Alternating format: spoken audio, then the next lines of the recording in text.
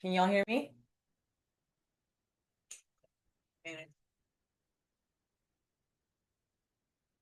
Yep. I'm not muted now. Can y'all hear me? Speak. This is me speaking. Okay, it's kind of. No, I was not. I was not bothered.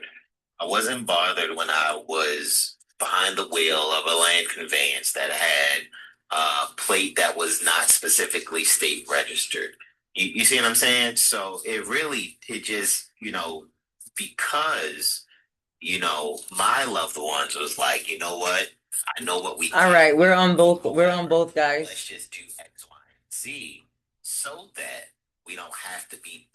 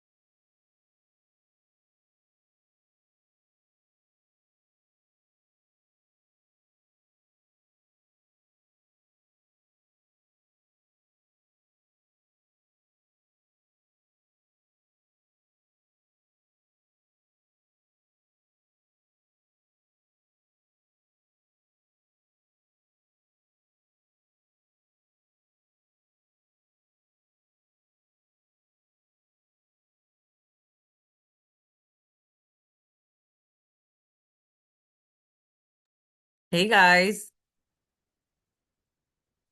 we had to temporarily turn our electricity off, and so it took the internet with it. So we're getting started a few minutes late. Can everybody hear me in the Amicus group? Can y'all hear me? Yeah, you're good, sis. All right, cool, cool. Welcome, guys. I've been missing y'all. Yo, yo, yiggity, yo. All right, go ahead and let our friends-in-law in the building.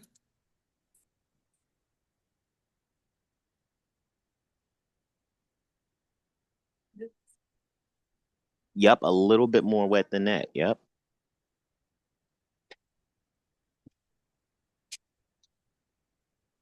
just a little bit. At least four.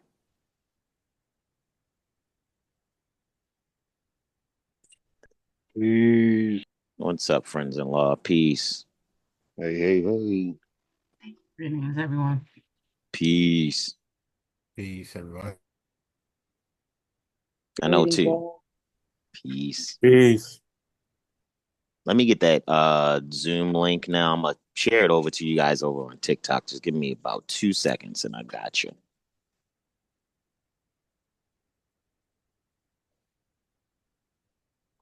All right, here comes the link. So you guys come on over. I know Petty already got it. Elvirus, there you go. There's the Zoom link. Just come on over.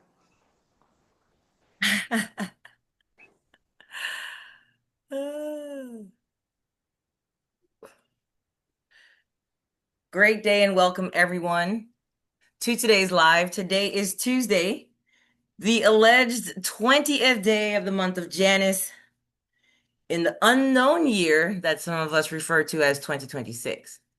Today is Tuesday. So we are gathered here primarily for newbie questions. And those newbie questions are welcome regardless of if you a hood N-word or a non-hood N-word or not an N-word at all. Okay. Yeehaw! Really, sis? We Really? Yo. Wow. we appreciate you being here with us.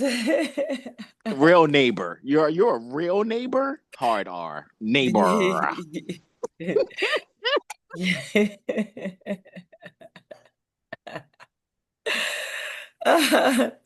Every time somebody throws that cowboy coin, y'all get a yeehaw, as some of us already know.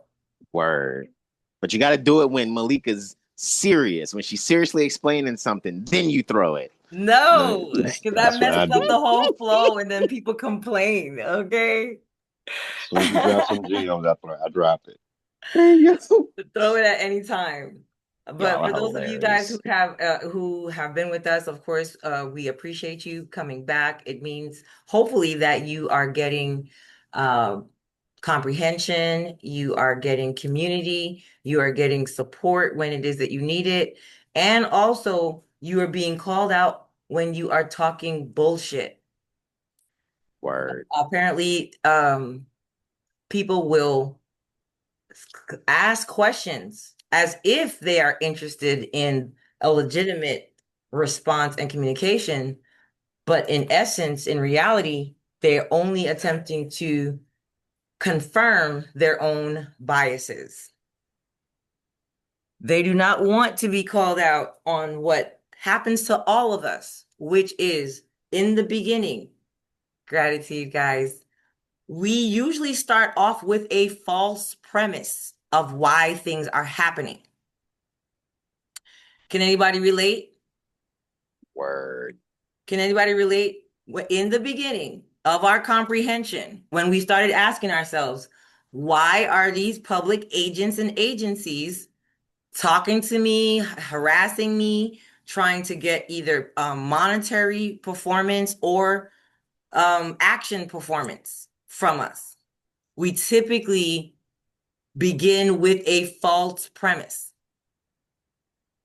And this is not just due to related to law education.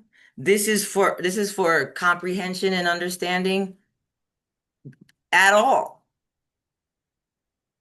It happens in all different types of relationships and situations where we begin with a false premise. What kind of false premises do we sometimes make? I'll give you guys an example, and then you guys can give me back your own examples. So as some of you guys can see, I'm wearing a gray shirt. So if something happens to me while I'm wearing this gray shirt, can I not assume that it happened to me because I'm wearing a gray shirt? And you're a Jamaican lady teaching law, so yes. I'm wearing a gray shirt.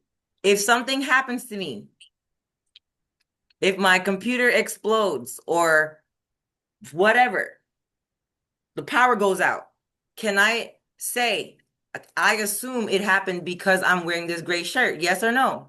Yes, you're a gray shirt wearing more. Let me stop. Are y'all interacting, or are we just gonna sit here quiet? Come on, y'all. I Since think it's I'm because wearing a gray shirt, if something happens to me, would I be wrong to assume that it happened to me because I'm wearing a gray shirt? it happened to you because you're wearing those earrings. It could be. It could, because it's the same logical premise. I can say I'm wearing these hoop earrings. Something happens to me. My necklace bursts open. Can I say, wow, it burst open because I'm wearing this gray shirt, or it burst open because I decided to wear these? I could say that. Yes, You Yes. Yeah, you could. could. You I could. could. But does that make it that that's the reason? Frank says No. it's No, the not at all. glasses. It's your glasses. It's my That's the If glasses. you reason. can prove that it Yeah, you happened to gotta you have because We of can, evidence. this, but It's your if it, Wrong place at filter the when you wrong did time. this. but if somebody says that might not be the reason, is that them negating that my shirt is gray? Is that them denying that my shirt is gray? If No. they go, I don't No. think that's the reason it happened. That's Wrong just their Okay. place, wrong opinion. time. So, but if I start with the false presumption that something is happening to me because of the shirt I'm wearing, or because of the earrings I'm wearing, or because where I was born, or where my parents had sex, or where my parents were born, or any of that.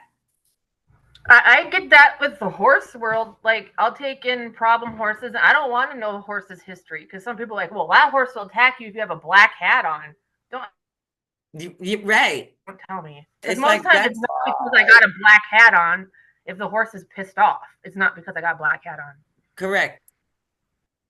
But this is what people are saying. And when we're attempting to correct their concept, okay, how they're perceiving their concept, they take it personal, they feel injury, emotional damage, as the kids say on the internet, Emotional damage. and they start crying about why we cannot all get along. We have to get on the same page, make sure we're comprehending and using the terms in the same way, so that we can know if our communication is being effective. If someone is beginning their conversation with a false, wrong premise, everything else they say can be absolutely true according to that false premise, but it doesn't make the false premise true. In the beginning, our comprehension can get us in a lot of trouble. Is it our comprehension or is it our miscomprehension? Or miscomprehension. Right? It's Exactly. not what we think. It's not what we don't know that harms us. It's what we don't know, but we think we know. Word. So I asked a question today. Yes, tap it out, guys. Appreciate every one of you being here. I am a part of Lawful Living because one of my elders was like, if you've really out the people, because I see you want to help out the Moorish movement, but you also have a heart for people that are not a part of the Moorish movement, then go over to Lawful Living. And that Moorish elders that said that. Well, I'm not going to talk about you not being a street N-word or anything. I'm not a I don't street want people neighbor. to, I don't want people to not get the inside joke. Okay. I'm not a street neighbor.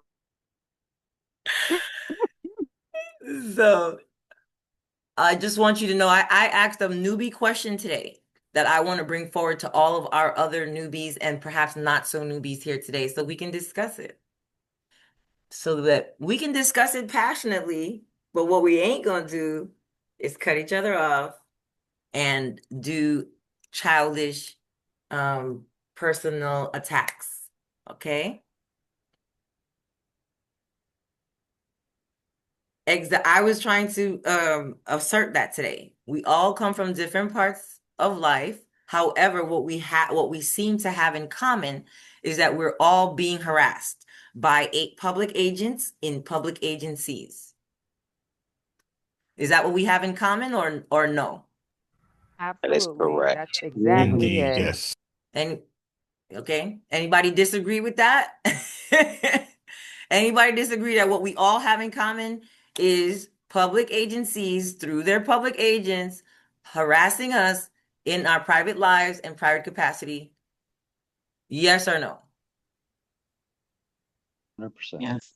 All right, Yeah. we have agreement. Just so we could all kumbaya, hold hands. We're all being fucked by the government, okay? So Yes. what we're all looking for, since that's what we're all, experiencing collectively, that's what we all have in common, regardless of, again, where we come from, where our parents come from, where they had sex, where they had you, where they had, how many children they had, and your DNA and your star signs and your moon signs and your sun signs and all of that. Okay, we're all being harassed. And some of us can't figure out why. And even if we figure out why, the answer is going to still end up, the question is going to still end up being, how can we get remedy and redress so that we can either prevent them from approaching us at all, or charging us after they approach us, or after they approach us and charge us, how to beat the bogus charges. Would everybody say those are the three things that we're focused on? A Yep. force field, so they don't talk to us at all.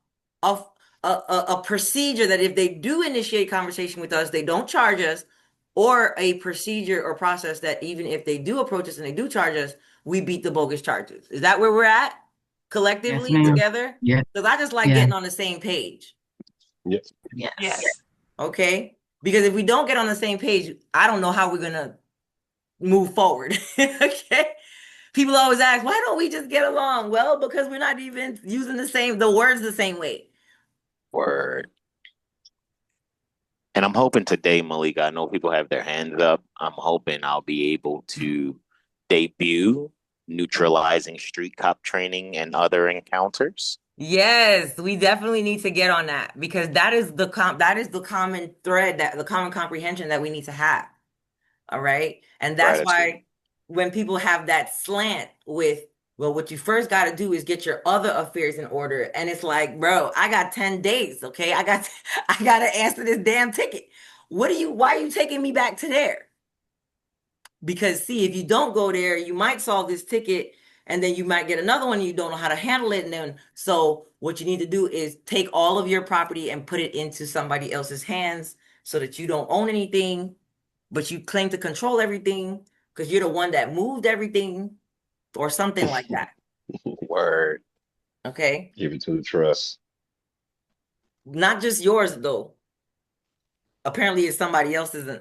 We're not even gonna go there. So my question today was, is the assertion that the people that I was talking to or were just finished speaking in that venue, is the assertion that we can all have that remedy of either a force field preventing all interaction or a process on how to handle if we interact? Is there assertion that that only comes by way of asserting your nationality and other similar things? Okay, You learning know, banking and stuff like that. And to me, after all the pontification that happened, and I have witnesses here on TikTok, I have witnesses here on the Zoom.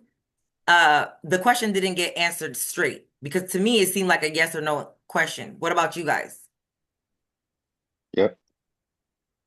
That's why I answered it the way I answered it, because the answer I was saying was no.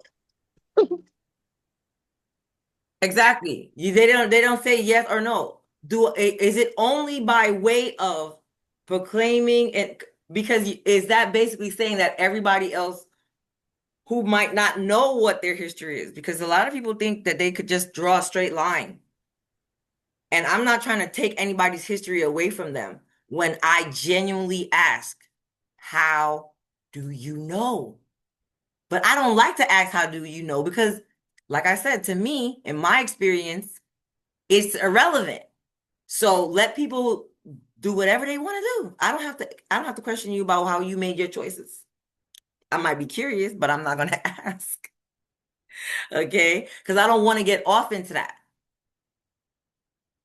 Because none of that seems to have led to the remedy of either a force field where the agents don't approach me at all, or any kind of process that I can apply if they do approach me that can prevent the charges, or if they do give the charges that can halt prosecution or abate the situation. Those are the only things I'm interested in. So if that is what you're interested in, remedy and redress, if and when they do, because I understand when people start talking about how to avoid being approached. But if we could all, and they're trying to say, well, if you could successfully avoid being approached, then you got the goose that laid the golden egg. That I've never seen anything stop at least being approached. I've never seen anything. And I'm not claiming to be around the longest or to even be the brightest bulb in the chandelier. Okay, I'm not claiming any of that. I'm also not going to disrespect my room by assuming that I'm above everybody in here. And what y'all need to do is just read more.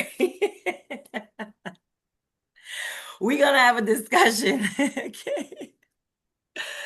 Oh my goodness. I say we put a belt to ass on everyone uniformly till they're done acting up.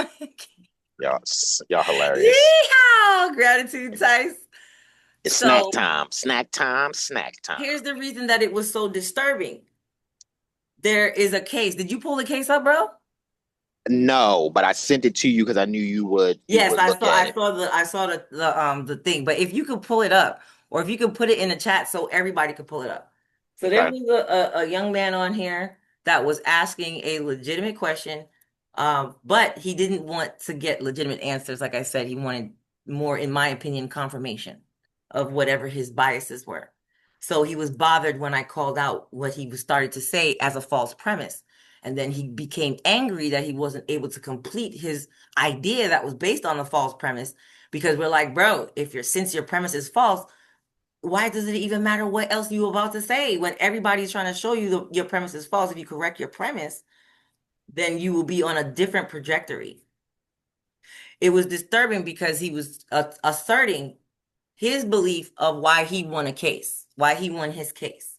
So we went and pulled up the case to see what the court said was the reason the case was dismissed.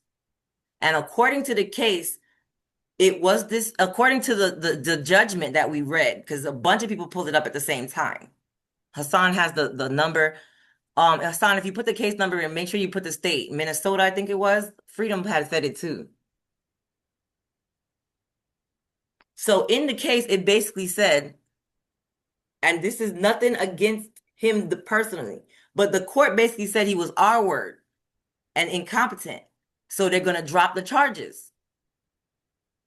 And he took that as like a, like, oh, they're trying to say I'm incompetent, but I'm not. And he tried to say like he wanted to prove or had proven that he was actually competent, as if that was going to work in his favor. Isn't that strange? Isn't that strange? They dismissed it because they found him to be incompetent to be prosecuted. And he was trying to argue, I'm not incompetent, I'm not incompetent. And I'm like, bro, you won because they really said this guy is gone. Like we can't, he has no compos mentis. Okay.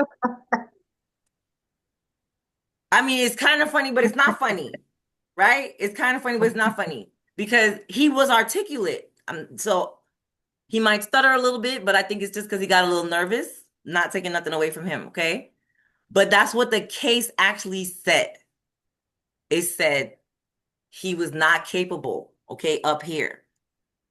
And he didn't want to accept that. He wanted for it to be because he knew who he was and he stood on business and he gave them the birth certificate or whatever paperwork asserting who he was, and he wants to say it's that.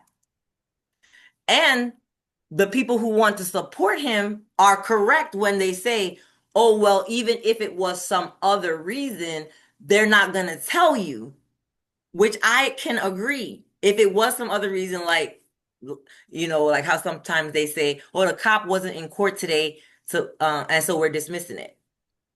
When the only thing you did was send in a notice.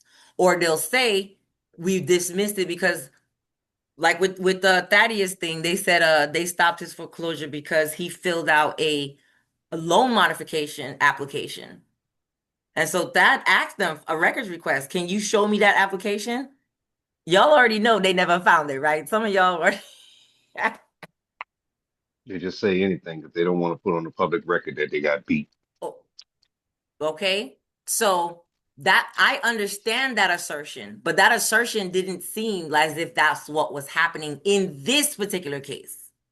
Does everybody comprehend what I'm saying? You also how they said they sent him to get a psychiatric. Of course, that's how they figured out. And he talking about, oh, I passed it and everything, and went back to the court. I'm like, they still got tired of whatever you was talking about. Said not no. Tired. The results were in. Hello? Oh, yeah. The results were in. Well, yeah, but he thought he passed it, so I don't know what passing that is. That is the reason that the case got dismissed, according to the record. It don't matter if you want to say pass or not pass. The record reflects non-compos mentis was found. And that upon those grounds, it was dismissed. Pull up the case. Read it yourself. I mean, instead of trying to get around that being the reason why they dismissed it, maybe he could leverage it. Use that in the future. The next time they come and bother you, be like, didn't y'all say I was dumb? Don't bother me. And that's what's funny because somebody here in the chat on TikTok and because we were in the same live, like I said, I got witnesses. That's what we started saying.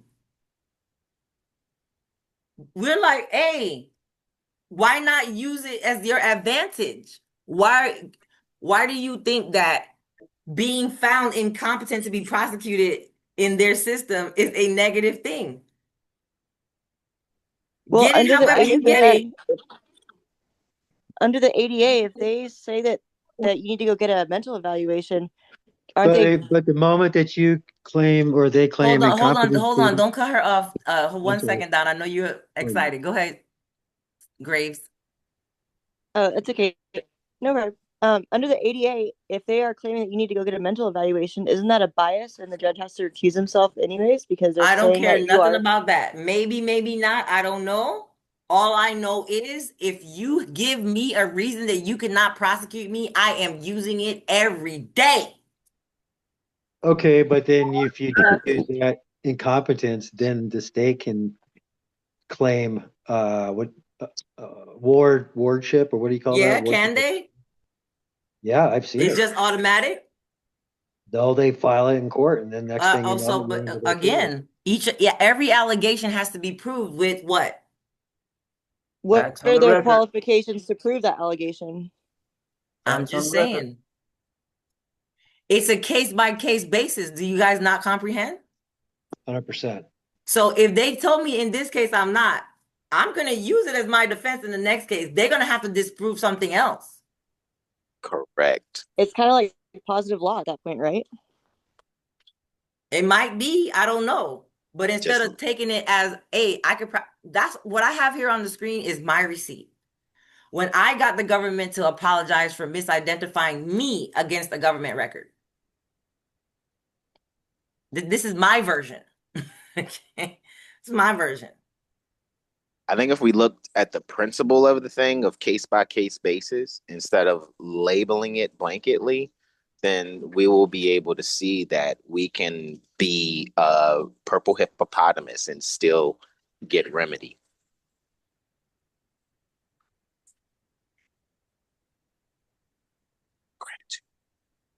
Or maybe we should look for what annoys them the most. No, why do They you don't want want to to annoy them when the law works perfectly annoy fine? them. Annoy like more like whatever will make them leave you alone. Just like he's saying, if we use that against you, If like when people try to say they're crazy to get off a murder charge or whatever, the same thing. so the law works just fine. Use the law, guys, and stand up for yourself. Now, the assertion today was beating a case is just a band-aid, and that's where the question came from. Beating a case allegedly is just a band-aid, guys. Did you know that? Poo-poo on you. All you did was just get a case dismissed. All you did was get your judgment for damages awarded. All you did was get your case dissolved through abatement. Like that's just a But band-aid. that's just a band-aid, guys. Apparently, there is a permanent way to either not be approached, or if you're approached, not charged, or if you're charged, not prosecuted. And there are people who know this special formula, but y'all can't hear it.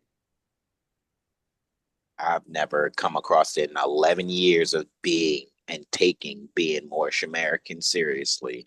The only thing that works is what we do here at Lawful Living, which I think is in harmony with what Moors should be seeing.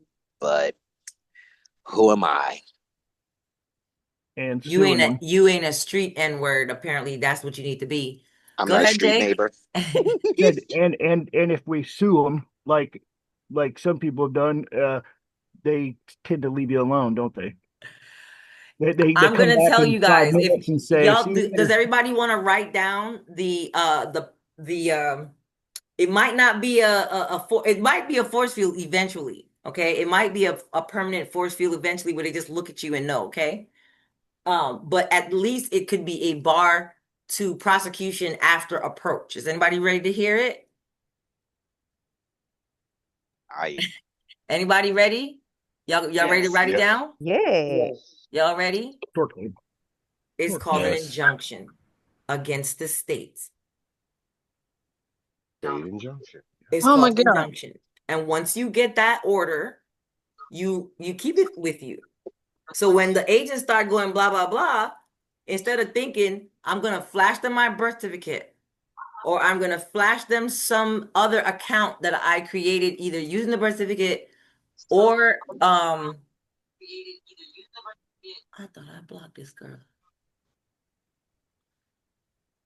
Some other or I got an ID related to a trust that has a IRS EIN number or TIN that is attached to some foreign trust,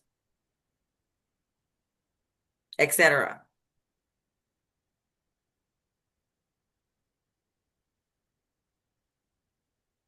If you get an injunction against the city, the county, the state, or the United States, you cover every political subdivision thereof.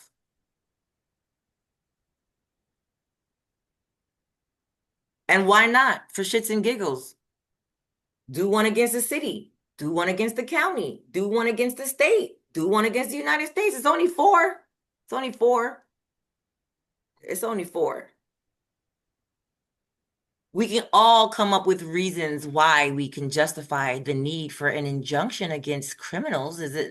Don't we? Easy peasy. We all have reasons of why the state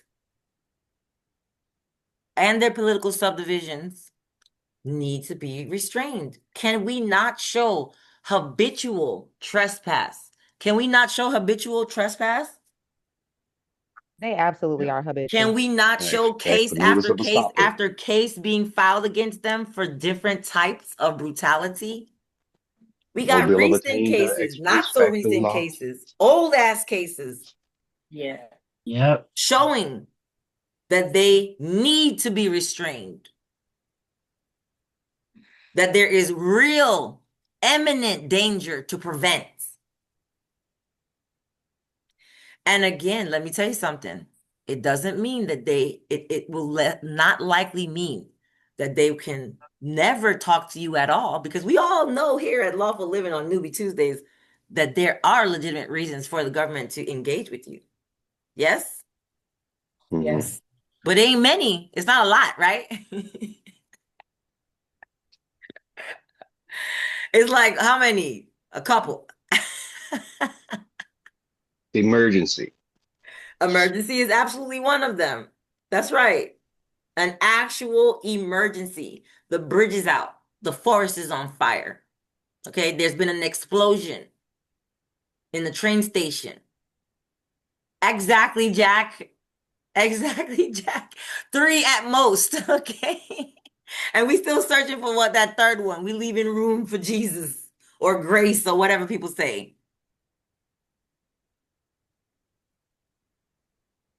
Exactly. Exactly. There's some things that if you do have a registered plate, even if you do have a registered plate, they're just supposed to mail to you, mail a notice to you. Do you guys know that? No. There's Yes, there's certain offenses that are not what's considered a non-arrestable offense. They can observe you and not pull you over. They can just be like, all right, it's license plate 7943, and their left tail light is out. And they send you a notice. They can do that. Did y'all know that? That's what they're actually supposed to do. They're supposed to do that with certified mail or process service.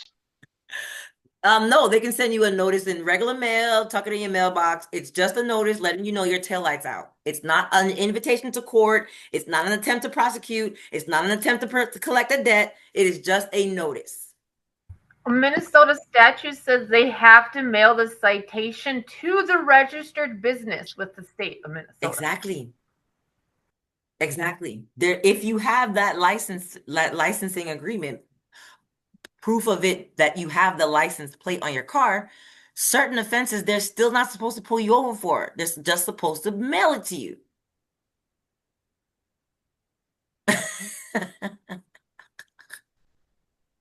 That's why I was making the point before we like really got started here. Like I've been behind the wheel of an automobile with the private plate, was unbothered. I've been behind the wheel of a state registered plate and still unbothered. And it had nothing to do with the placard or a plate, if you call it, on the automobile. It had everything to do with I'm not attracting police powers to me.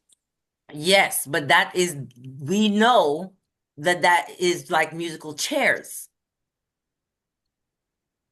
because we can and will and have been pulled over for no reason at all. You the only one on the road.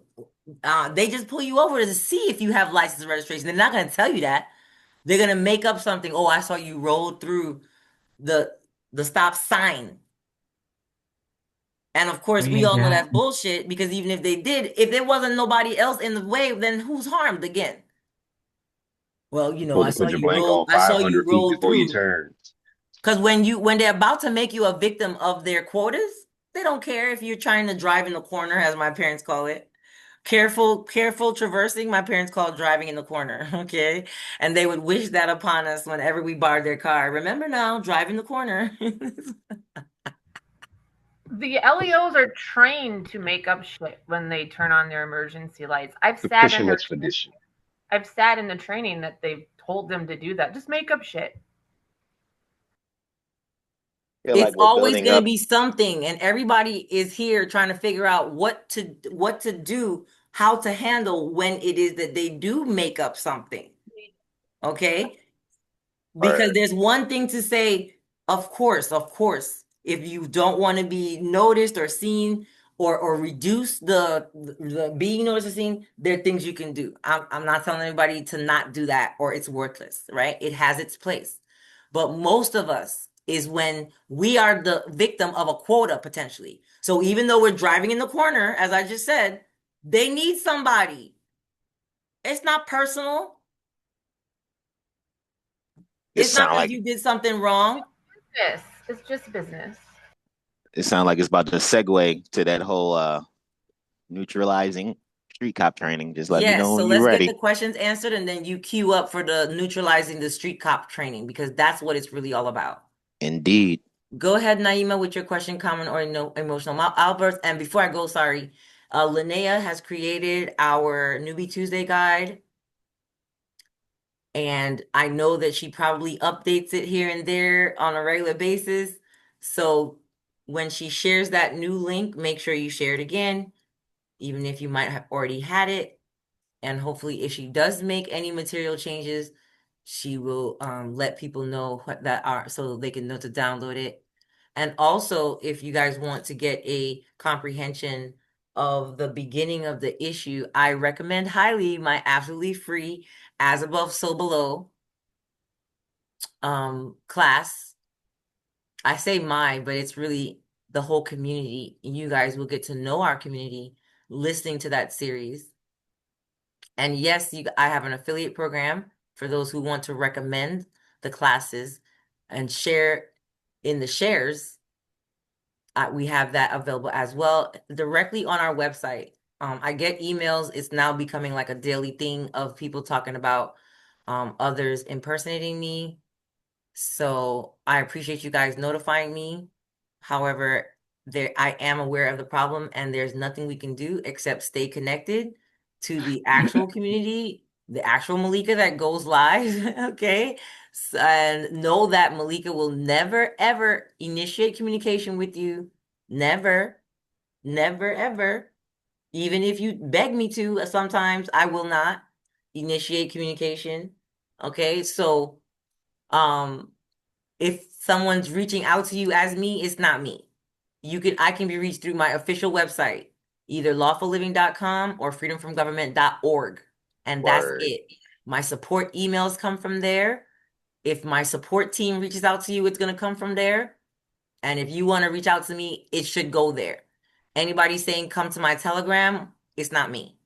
Anybody saying come to my WhatsApp, not me. Anybody talking about ebooks, still not me.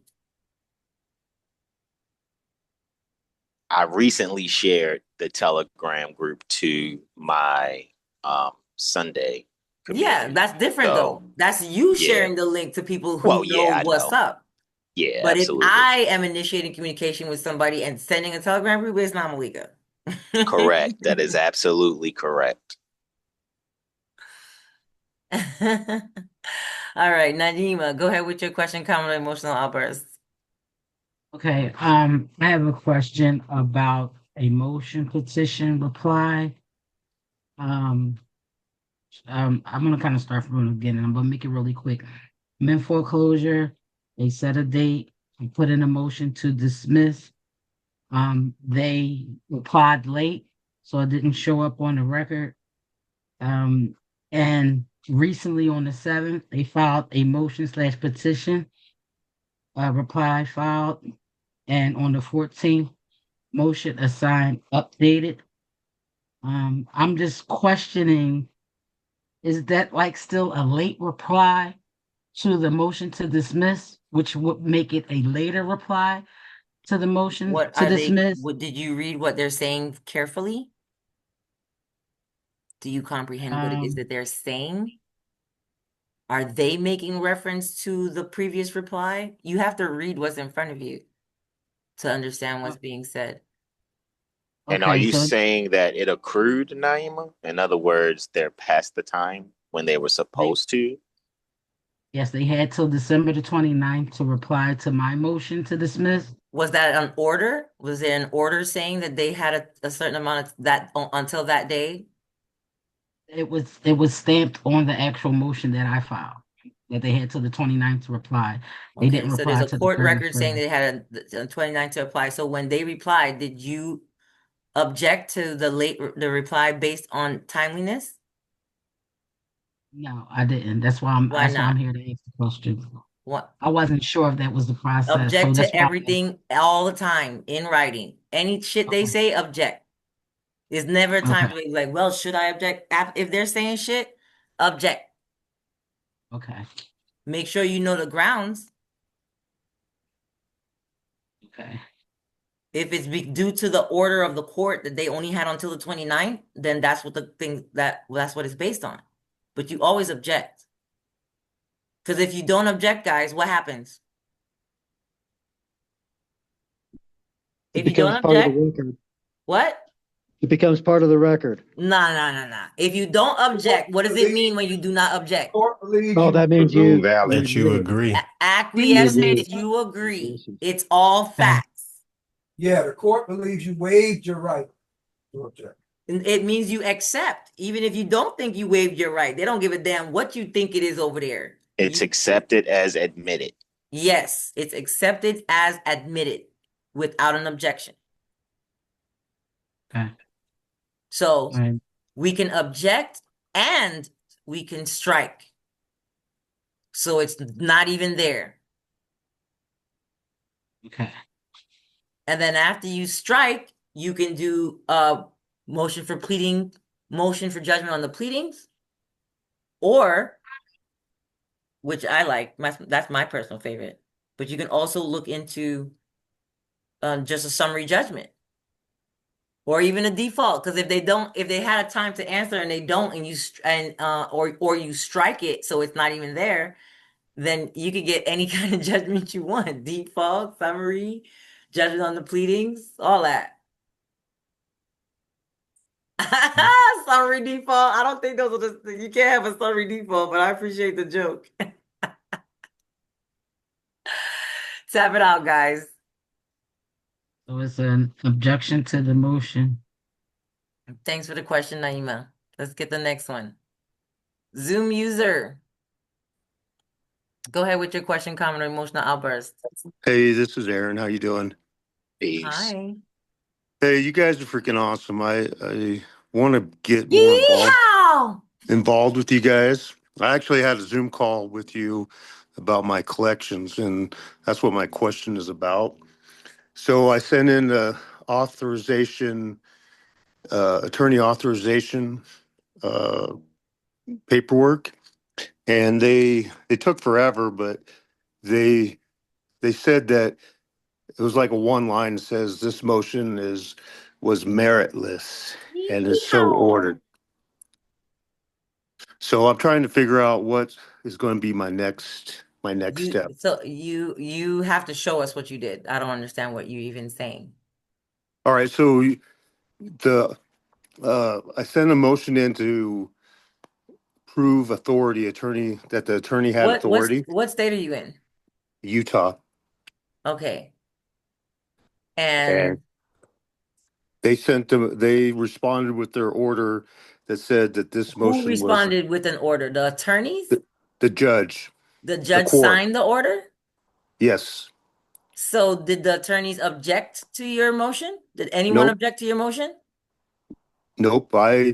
Nobody objected. The court's the only one that said anything. Okay. So they have a one sentence there saying that your motion was frivolous. Yeah, meritless. Okay. Yeah. Meritless. Okay. So did you go back and read your motion to see if perhaps it was meritless?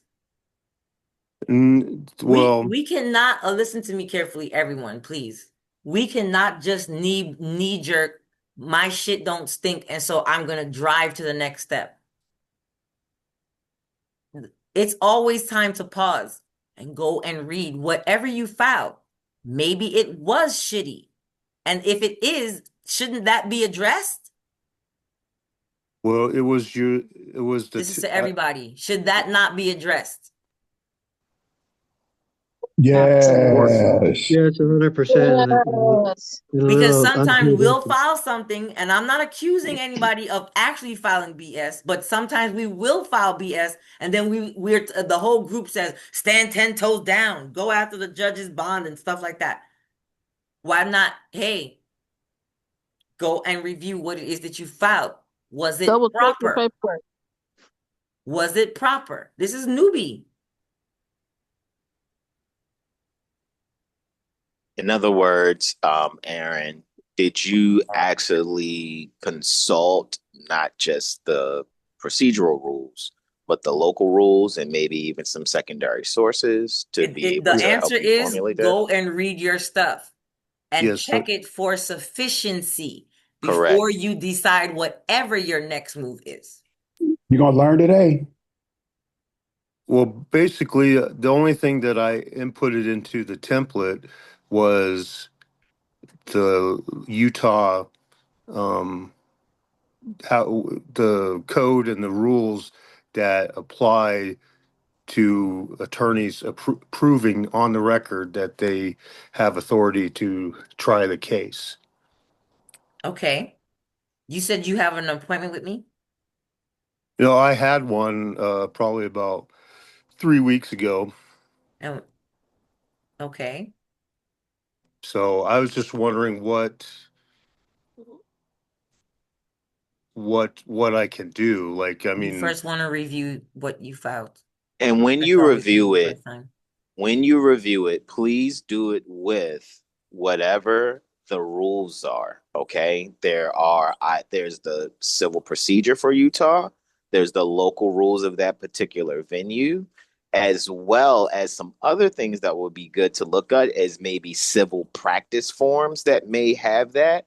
Maybe also some Utah jurisprudence if they have a state encyclopedia for law that they use, as well as if there's any jury instructions that may be pertaining to that topic also. Those are some things that are key in making sure what you're saying is sufficient.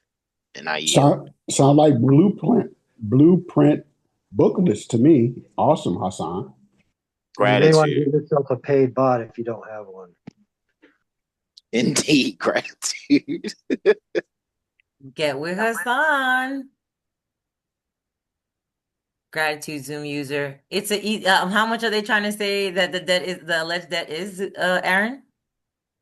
well, the original debt was 250, and then they, It's $250? yeah, It's not silver and gold. Shush, coach. but it's gone up because this case has gone on for like 2 years, Wow. and I've tried to They're a I've little different in Utah. Can you pull up your notice? Or I don't even bother pull it up because I know we got a couple of questions to answer and Hassan really has a presentation that's probably going to take the rest of the class. So do you have it in a Google Doc, well, Aaron? I shared it with you um on Google. Like, you guys uploaded the template and everything. Who made your folder, me or Hassan? Hassan. Hassan did. Okay, Hassan, check out his stuff in his folder. Ah, shucks, you supposed to be doing the presentation. No, it's all good. What was you said Aaron? Did I put it? Does it have Yeah. TGF in front of it, Aaron? It's probably under it's going to be like 485 272 at Check Park. just his name and then just check the GGF in front because he said you made it. It's all in the state of John Smith. It's interesting because I don't remember. You guys know, but I just need you to help me remember. That's all. Okay, just try his name. Try just Is it Aaron Hoddle? Yes. Okay, I see it. It's at the very top of the list as soon as I went there. Okay. And I do see there's no uploads in here. maybe it went into the wrong folder. Well, That's- I uploaded and I shared it with Malika because she asked me for to Did you look at. upload it into your folder though? Because if you upload it into your folder, everybody that has access to the folder will be able to see it. Yeah, it just probably wasn't moved yet to this particular folder that I made, but it's fine. Yeah, I believe I did. All right, we're gonna give you a gift, Aaron. You're gonna get a gift of the notice to the attorney, okay? But you gotta put in what you uploaded or share it into that folder under Aaron's uploads. Okay, Mm-hmm. I will do that next time and No, do it today. We got okay. time today. Okay, I'll upload it and then I'll raise my hand again. No, just let us know you uploaded it in the chat Okay. and because we're in your folder now. All right, one more. King Howard, go ahead with your question, comment, emotional outburst. Hey, yeah, this may be a little off topic, but um my main issue is with credit card, um dealing with credit card bill collectors, and I don't think I've ever heard y'all say how to answer to the actual uh company, not an actual attorney. So I was looking for Companies usually uh talk through attorneys. no, they're not. They're it's a few of like somebody tried to process serve me yesterday at an Right. address That's them trying to that's not talk through even an on file attorney. for me. I didn't even answer. I Well, had that's someone not answer going the to door and avoid say the that issue that if you don't eventually handle it, it's going to come to a head. You do know that, correct? yeah, well, I thought they had to have me served first, but And then after that, um, what? You think you're just gonna, okay, so let's say they serve you. Even if you avoid it for 2 years, now they serve you. Then now what? well, I know that one's coming through an attorney. I'm talking about regular ones that I guess before we got to this issue, got to this point. What would you like to tell them? That's what I'm trying to see what I'm supposed to do, just like a What are you valid trying to ask for do? What are you validation. attempting? What are you trying to do, bro? I'm trying to shut them down and make them leave me alone. So Hey, why are you communicating with them if you want them to leave you alone? Why don't you just stop communicating? That's what I thought I was doing by ignoring them. hey, Howard, I promise you, when you said that, all I heard was shut him down, Shut shut him, him shut him down. down, shut him Hey, down, shut him yo. Me down. too, man. Full court press. Full court press. And I'm trying to shut them down. That's what I thought I No, was no, doing no, by ignoring no. them. Okay. So why don't you stop talking to them now? Well, I thought, like I said, I thought I was by ignoring them, like to where they can't serve me because this address But they that's wasn't not they're not even ignore. supposed to That's the have this thing. address. See, you're mixing things up. You asked, how do you talk to just the company and not through their attorney? That was your question, correct? Yeah, like do I do a Okay. validation of debt to them Okay. So or you want to validate debt? well, I know they can't validate it, You know but I they mean, can't. Now we going off into somewhere else. You want them to validate debt? Is that your goal? no, Okay. What is I your want to shut goal? them down. My goal is to shut them down, But leave me okay, the so hell then alone then we about go debt. back to stop talking to them. I don't understand. But if it's not an attorney, all I have is the notice to the attorney. I don't know. Stranger danger. They're not talking to an attorney yet. I spoke with Trading Brigade So today, and The one we with the spoke. process server, I'm pretty sure they're coming through an when attorney. you're talking about process server, that's already an attorney involved once a corporation involved. You said, how do you get the companies Yeah, but before I got you get? Okay, multiple so debts. the I'm trying to easy get out answer is to before them. stop talking to them. That's the easy answer. By not accepting their mail, right? Not answering Stop to their talking to mail. them. What does not talking to somebody look like to y'all? I mean, I don't talk to them. That Okay, They so then job just what are staff you is a concerned bad about? mother. Shut they your just been mouth. mailing things, and I ignore the mails. Okay, do And you return to sender? yes, Okay, so you return to sender everything. RTS, RTS, RTS, return to sender everything. yep. Okay, and so what's the problem?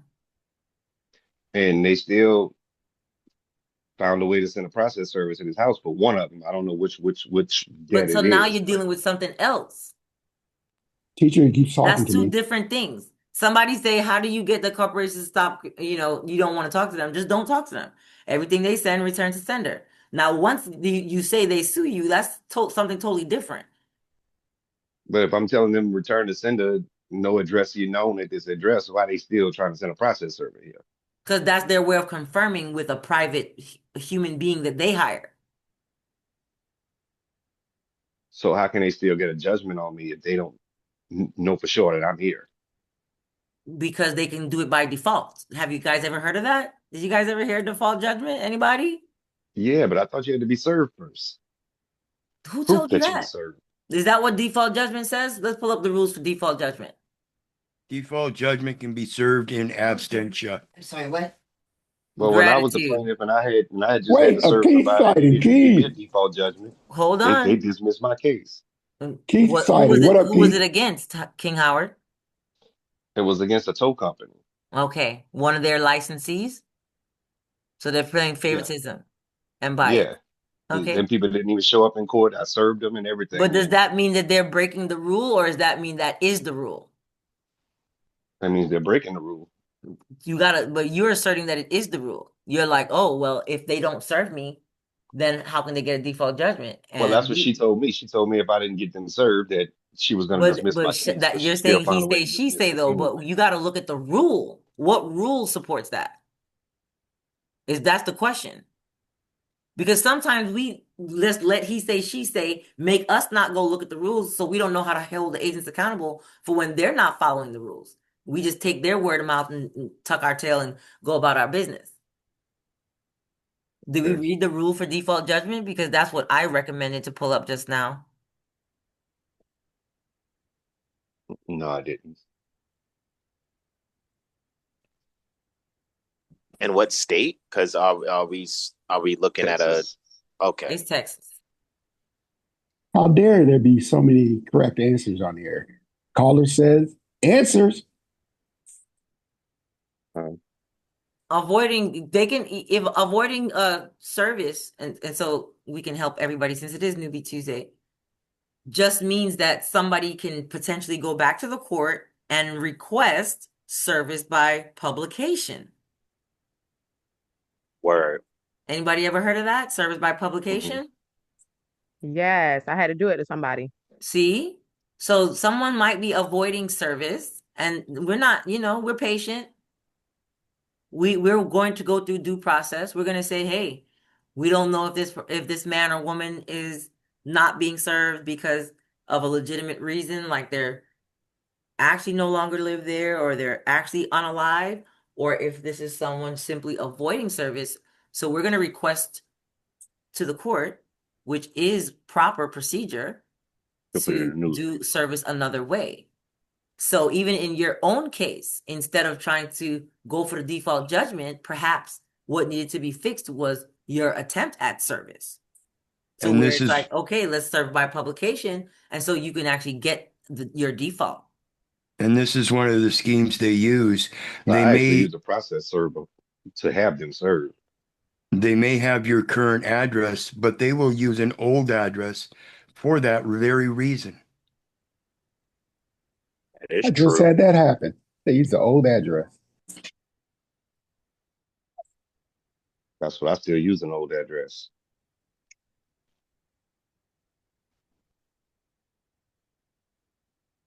If I may, How do I when speaking, respond to a bill collector? so that's If okay. we're not looking to validate the debt. And then there's not an attorney talking yet, it's just a company. What we're seeing is cease and desist is one angle. And sometimes you can handle some things out of court in that, you know, you to them type of correspondence. Because usually what is on the table, if we haven't already put a notice of intent before we acquired whatever the thing is that they're saying there's a debt for.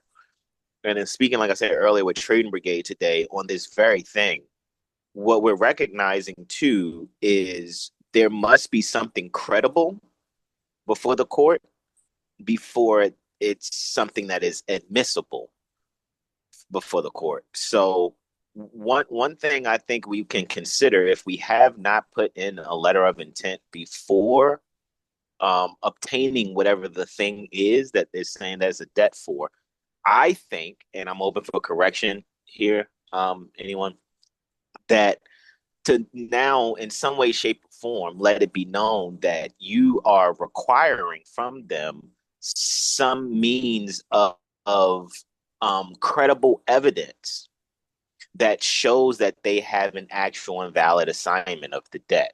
Let me cut you off real quick because his main question is what to do without court or before court to get the bill collector to leave him alone. And as you Correct. said when you first started talking, it's cease and desist. That is the answer to the question. Cease and Okay. desist. Period. Indeed. I Okay. yield. Now, once Okay. you're talking about after the fact, they've already launched the case. They have a process server coming to you. Avoiding service or avoiding process is not going to assist you. Okay. Simply avoiding it may just lead to a default judgment against you. What's a trading brigade? Is that a legal term?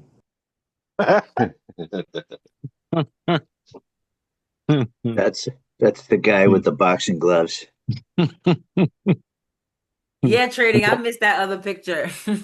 On both hands, okay. It will be restored. Greetings, people. 10 ounces each. All right, stop. All right, Seven, go ahead with what you were about to show. All right, let's get it, y'all. This is Malika, I know at your discretion you'll share on Yeah, the I'm going to tick turn the and screen the around top, now. right? Um, and I'm going to slide this to the left so you guys can be able to see what we have here. And I trust, of course, making sure I got this okayed with Malika and Linnea because this is to be, if it's not already, in addition to the Newbie Tuesday guide. And shout out to Cindy Our too Newbie Tuesday guide for is about to be huge. It's okay. for real, Shoot. for real. So, because I know Cindy took it a step further once I brought up street cop training and doing my Hey, don't per expose, don't expose. oh no, I'm going to be strategic in what I'm saying. I'm just saying that Cindy went further in her investigation behind me for bringing it up about Dennis Bonino and street cop training. So I'm just saying, I'm just giving Cindy her flowers for going even further because, of course, I have more added to that. So shout out to the amicus overall. You know what I'm saying? Word. Um, so with that being said, what we have now on the screen now is neutralizing street cop training, right? And other encounters. And since this is Newbie Tuesday, I would love for a lot of you who are new here, right? Don't be afraid to read out loud if you can, but maybe we can go paragraph for paragraph or part for part. And if you like, I'll start off with the purpose, and then you guys, all you have to do is just speak up and just start reading. All righty. So I'll start off. Neutralizing street cop training. A tactical script for asserting rights during roadside stops. So let's just be clear, we're not holding court on the side of the road. All right. This is just something that we can possibly establish a bill of right for violation by a certain line of questioning. So that's the purpose here. Purpose to equip private men and women, right, that are, not doing any economic activity, our friends-in-law, with a calm, truth-declaring, and technical lawful response protocol when confronted by policy enforcers, commonly referred to as police officers, quote unquote, during traffic stops. The goal is to establish and preserve constitutional protections, particularly the Fourth Amendment. The Fourth Amendment right or Fourth Bill of Rights. To be secure in one's person, houses, papers, and effects, and to create a clear record that any seizure or investigation is done under color of law and without voluntary consent. All righty, we're into Tap it the out, scene. guys. Tap it out. And I just want to also add to Hassan's wisdom that the reason we're using this traffic stop as an example is because, again, this is one of the most things we have in common. We're all suffering from this thing commonly. This is also one of the biggest money makers of the state, of every single state. Traffic is one of their biggest money makers. So that is why this is the example. Trillions of dollars. 100%. Trillions. Yes. Trillions with a T. Why they out there every day? All righty, scene, right? So this we're going to act some things out, as you can see, if you're used to plays from back in your grade school days. All righty. This is the roadside encounter. Who's going to start? A policy enforcer has initiated a roadside stop and approaches the window. The camera is recording, both via the officer's body cam and our friend-in-law's own recording device. Let's get some rolls in here. License and registration, please. Oh, you don't sound too roadside You arrested. either Come gonna on. play or not play. You're either gonna play or not play. Come on. Exactly. She Either did play or good. not play. Don't unmute to just talk shit. Linnea's being the policy officer. Just whoever reads next be the friend-in-law. Let's go.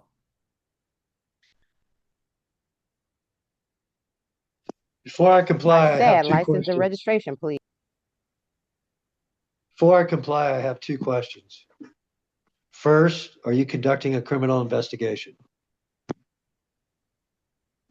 Yes, I am.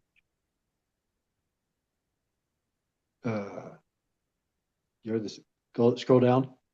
It's right Oh, there. am I the Am I the subject? subject? Am I the subject or am I the witness? You're the subject. Did I reserve the right to remain silent? I am not going to obstruct your investigation. Damn. Actually, no, you're the witness.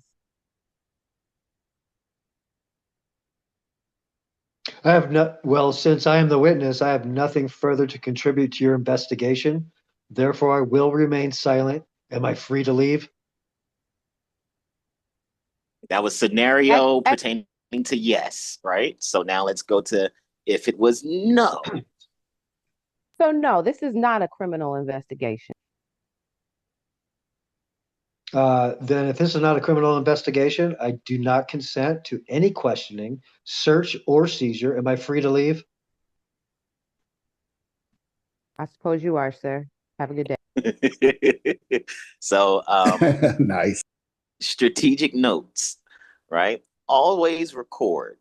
Friends in law should record all encounters with policy enforcers using a mounted dash cam, body cam, or phone camera. And I'll just say, I know Temu, I'm not trying to, advertise Temu, but I know they do have something that's about as maybe as large or even smaller than a lighter, right? A Bic lighter that has a clip on it. And it's very inconspicuous, right? In case they try to say, put your phone away, and then you have something in your pocket, possibly if you have like a shirt pocket or you have it clipped somewhere where it can record. Okay. And you might want to have, is that TEMU, Temu? I'm sorry, say that question again, please. Is that Temu, TEMU? Correct. Absolutely correct. Thank you. And you might want to have multiple recording devices. One thing they did when they arrested me, they lifted up my hood and they turned off my battery. And you might want to have it go straight to your YouTube or something like that. But yeah, they got the last 2 frames, which was interesting stuff. And they got into my phone. They probably put Pegasus on my phone as well. Indeed. And before I move forward here on strategic notes, I want us to be clear. I know that was a brief. However, this is a powerful script because you're establishing a Fourth Amendment taking. All righty. or Fourth Amendment violation. Let me say that, and the Fifth Amendment taking. Let me be clear. And the state equivalent to both of those. Correct, right? So even though this is brief, it is very powerful. And again, when the brother shared this with me, one of the things he said that this is one of the hardest things to do, only because most people may panic in that situation. However, you're not looking to attract policy enforcers to pull you over, but it would be good to already have this as a protocol in mind in case you have to, break the glass and use the fire extinguisher, so to speak, right? Um, so that line of questioning is absolutely important. You would like to know if they're conducting a criminal investigation, okay? And you would like to know if you are the subject or the witness, where both ends up you being silent. All righty. And I stuck the little part in there of you're not going to obstruct their investigation because I know they want to use obstruction as well as disorderly conduct. And also, they will go out of their way to justify their drug interdiction pretextual stop by misusing or misquoting or taking out of context Pennsylvania v. Mims and Maryland v. Wilson. Put those Just to in the be chat clear. as well. If you can copy paste them, if you have them in this document, or if you can just put the cases in, because when we're showing you guys about the streets cop training, it's because we went and looked at what they are actually training the policy officers, guys. Is my screen still up? Am I still It's sharing still screen, up. It's still guys? up. Yeah. Okay, cool. So, if somebody can type Pennsylvania v. Mims, MIMS, and Maryland v. Wilson, and anything I need to add to this document, I will. In terms of that, but that's usually what Dennis Benino, that's Benigno, who is Somebody put his name in the chat. He absolutely needs to be known and exposed correct. because he is one of the biggest champions for this street cop training. And this is one of the reasons that we started the conversation today the way that we did. It is not to disrespect anybody's heritage, Correct. nationality, religion, or their community, their tribe, or whatever they have going on. What we are talking about is the fact that regardless of all of that, people are still being approached, questioned, ticketed, cited, and prosecuted without due process. That's what we all seem to have in common in our experience. So we are here to show people that regardless of what they may actually be or do or whatever in their private communities, private life, or even their business life, whatever, however way you want to set yourself up, okay? Those things have not been proven to be a bar to approach or abuse of process or any other type of abuse. It's not a permanent bar because it's not an injunction. It is not a judgment. Okay? It is declaration and pontification. And sometimes Absolutely. that gets people beat up and worse. Correct. I need to get in that dash cam. So, to prevent being a victim in a pretextual stop under the guise of drug interdiction, right? I trust that this becomes very useful to you and your loved ones. Okay, so always record, and we already read that part. This ensures documentation of the officer's behavior, the policy enforcer's behavior, preservation of any admission of detention or investigation, evidence for later claims under 42 United States Code, subsection 1983, or tort action. Establish Fourth Amendment grounds. Somebody want to read? I'll yield there.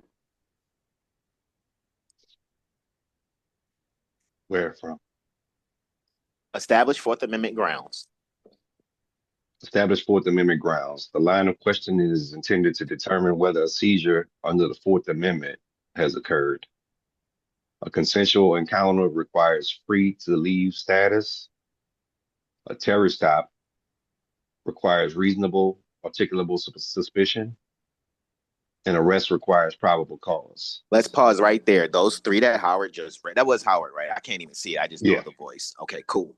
Those three right there are key in the encounters that you're having with policy enforcers. It's either a consensual encounter, or it's a Terry stop, or it's an arrest, right? And sometimes consensual encounters are escalated to Terry stops, and sometimes then that Terry stop is escalated into a probable cause arrest, right?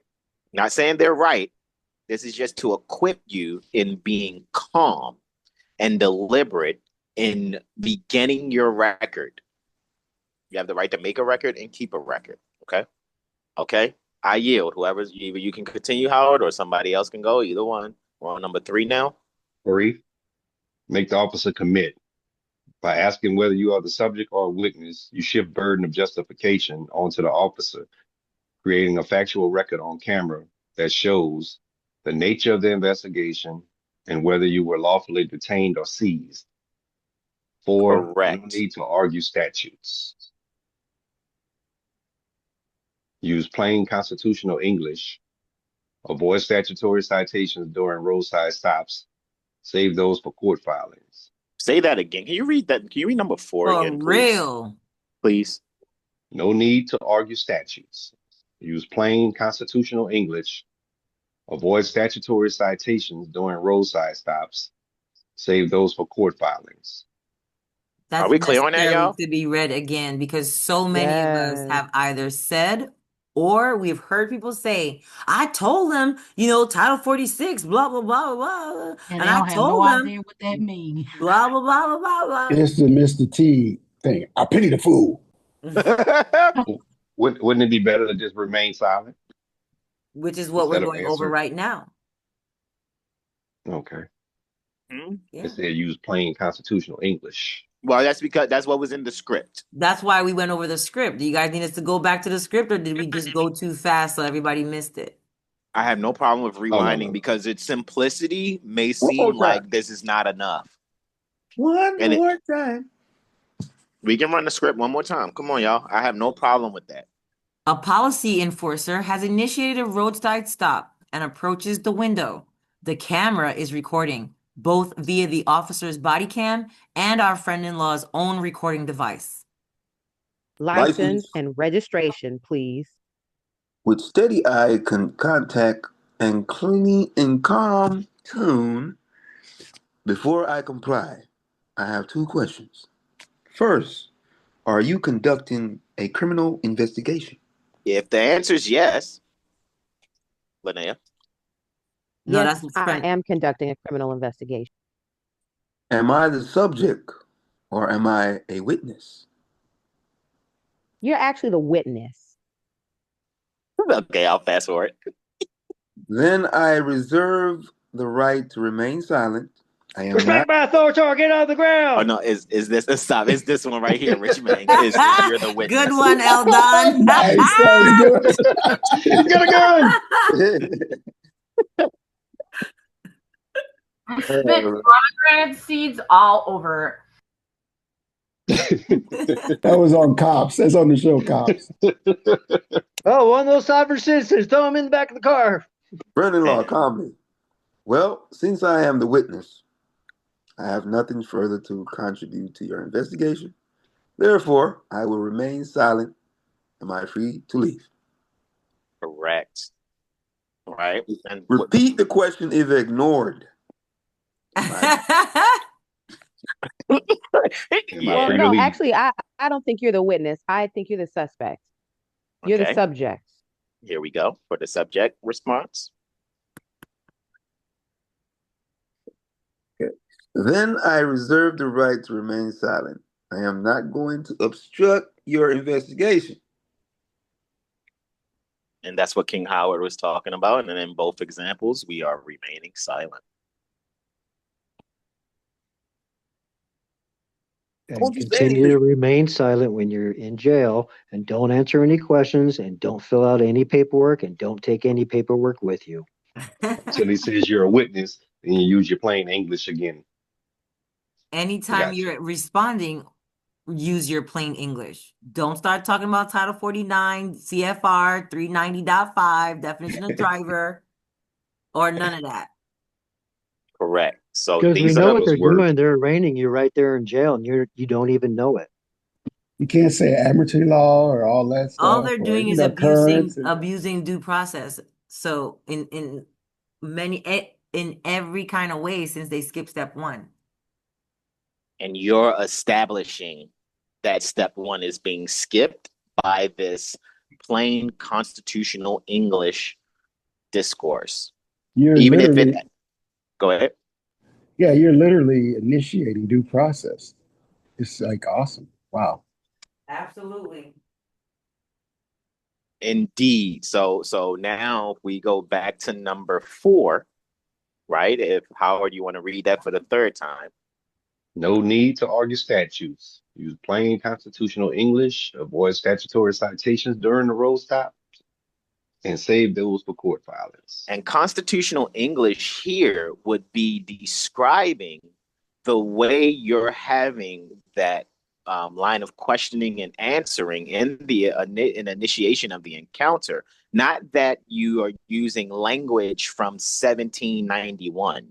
It's just that you're showing that by the way you're having the conversation, that you principally comprehend what you're establishing so that you can do what you do when it comes, if it comes to court filings, if you have to, subject yourself or subject them to motion practice after doing what you need to do to abate the issue with your notices. Is that clear? Did I say that right, Malika?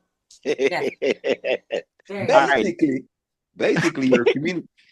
know this is Newbie Tuesday, but I can't wait till we get to habitual abuse and that thing that we're going to be doing with these people.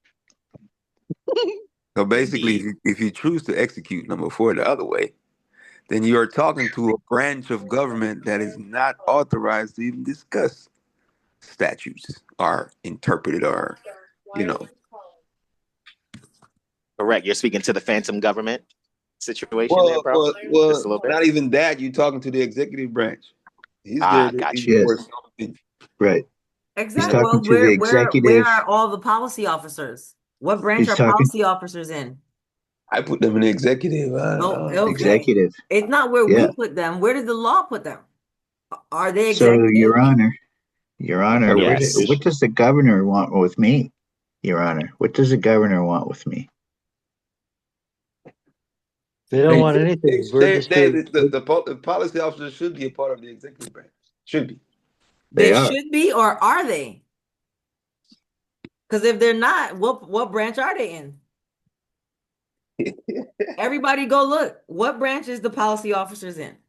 Let's Ask your find. favorite search engine. That's a good idea.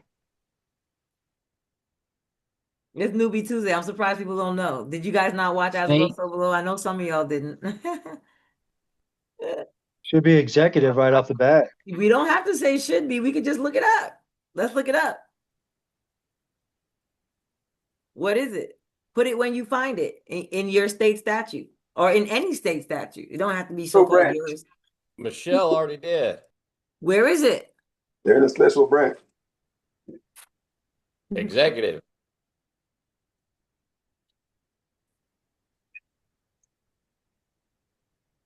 It's executive. I mean, execute. Executive. Exactly. Everybody go look it up. Yeah. Emporium. I'm looking at Support your the chat. blue. Support your Y'all are blue. tripping. Statutes they're in the executive branch.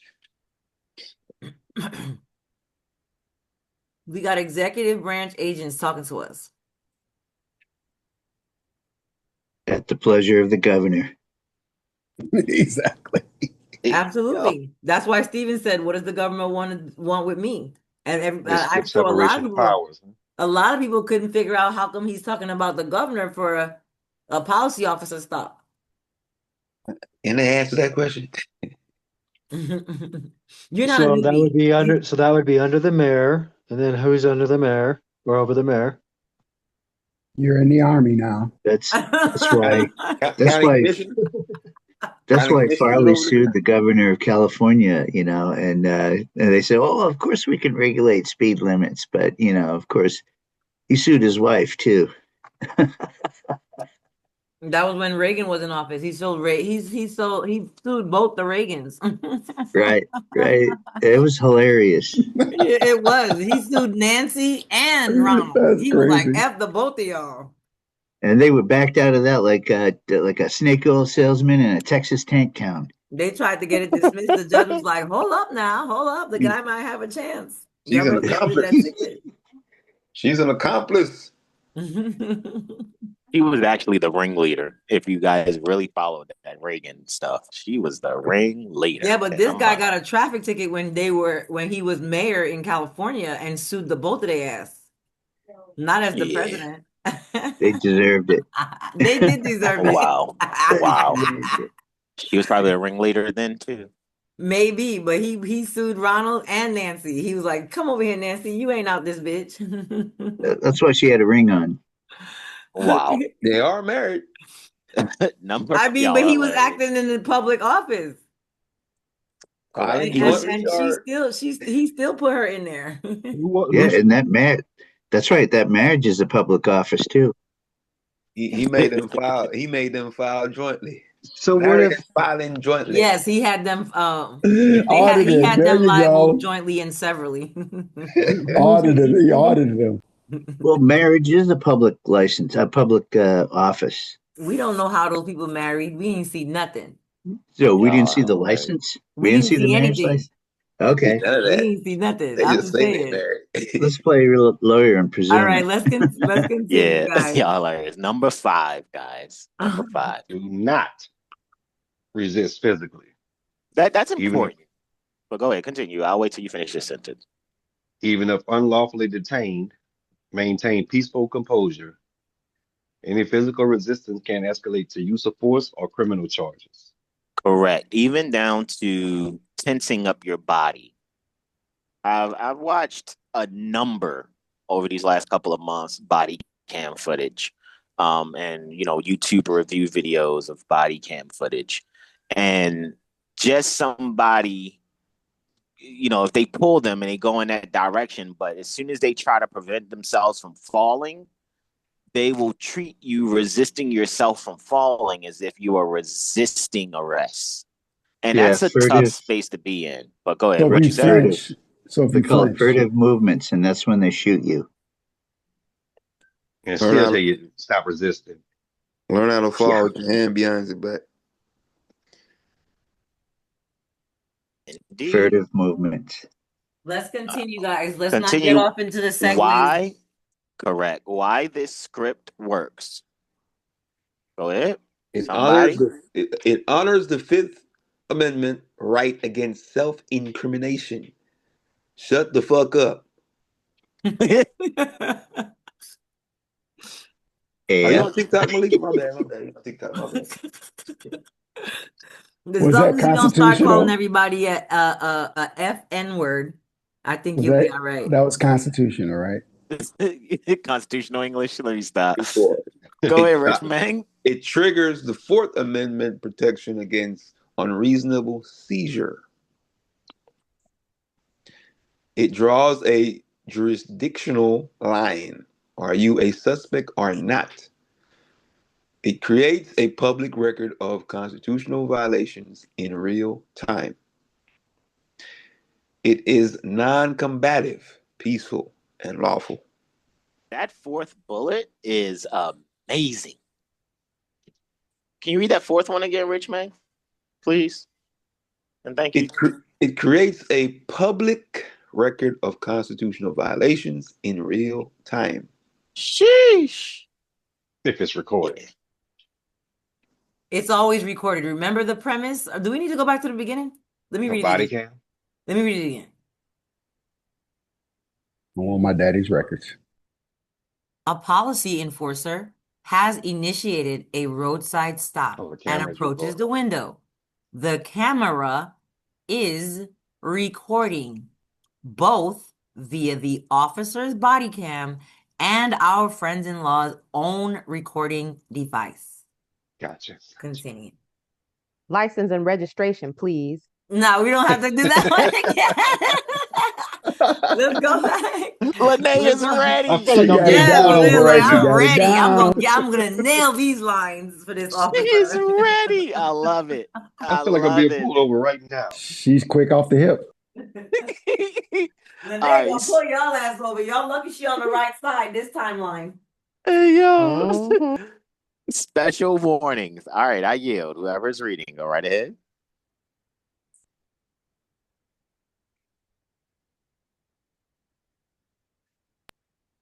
Pretextual stops, so cracked taillights or improper tag, are often designed to escalate into drug interdiction investigations.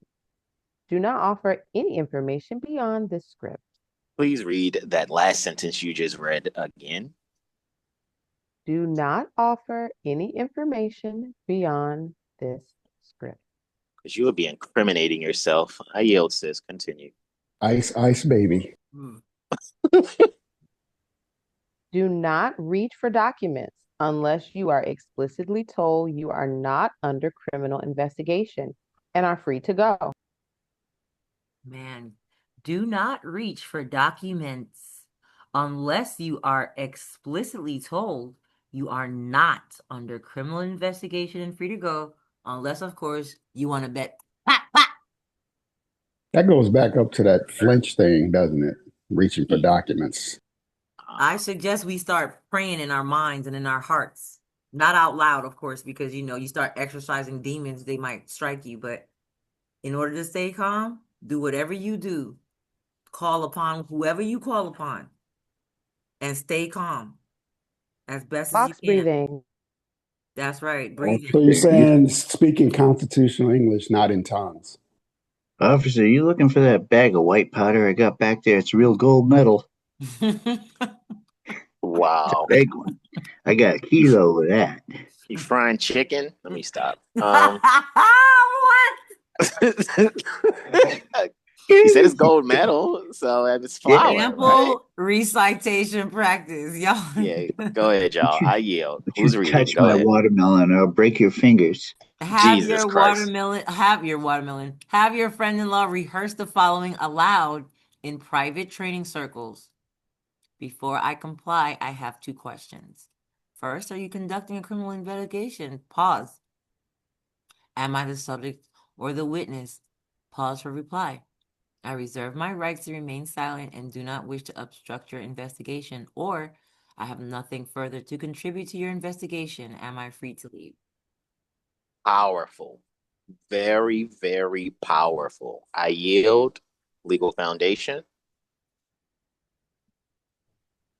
I have emotional outbursts that came upon when you were saying don't, when you were breaking down saying pray or whatever. I just wanted to say it is better to go to jail than it is to be killed. So that's just something that came to mind that when you were saying that. I Gratitude agree. is absolutely true. Indeed. That's what I'm getting at as well. Can I add something to this? One of our friends-in-law told me she used to work in a sheriff's office, and she learned that you're supposed to ask them if they're, and this is what she does, is she asks them if they're acting as a peace officer or a law enforcement officer. And I forgot the reason that she said it, but I thought that was kind of interesting because That's really good because that's going to separate you from the administrative side to the constitutional side, right? I think that it had something to do with that. And yeah, It's she said about that's, capacity. yeah. It's about capacity because if you read the section, remember from our pig pen class, everybody? I know this is Newbie Tuesday, so not everybody has taken any class really, but we have a pig pen class. I highly recommend you guys watch it again. If you already, especially if you have the all access pass, watch it again. We go over why that would make sense. but I still prefer the script that we have here in front of us because it still reflects the same tone and the same principle. If mean, they're also, acting as a peace officer, there's one type of process due. If they're acting as so-called law enforcement, it's another process that is due. This is how you identify if they're abusing process or if they're actually following it.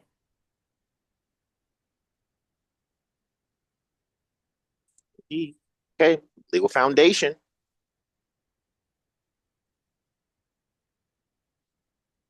Fourth Amendment right to be secure against reasonable search and seizures. Fifth Amendment right to remain silent. Terry versus Ohio requires, quote, reasonable suspicion for brief, they should put a time limit, brief investigatory steps. Brown v. Texas, mere refusal to identify oneself is not grounds for detention, even though they use it all the time. Hibble versus 6th Judicial District Court, compelled ID laws must meet Fourth Amendment standards. This is how I won my case against the TSA and Department of Homeland Security. Because F you, that's why. Word. Yeah, And that's the we end. already authorized them to do that. So I'm going to post that 28 CFR Part 29 in the chat because we went over that. Gratitude. 4 pages, y'all. And I know that went so fast.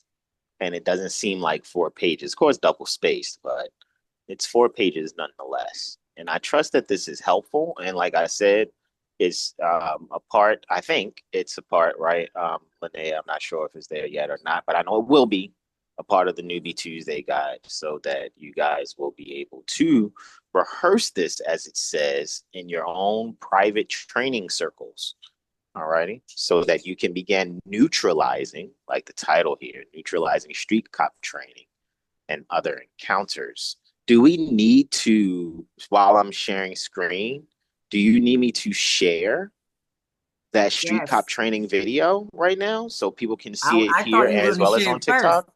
I thought you were Oh, going to share wow. it first. Because that's the reason for getting into the 4 pages. But yes. Yeah, I shall do that for you Listen up, guys. guys. Why gurus are out here Let us trying to tell go you right to they it. want to say, oh, y'all just want to be worried about the tickets. Y'all want to be worried about beating a case. This is about this and that and the third.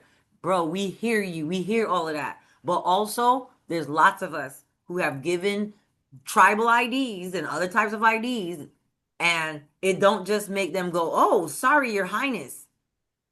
My Been God. there. Makes them go, sorry, your lowness.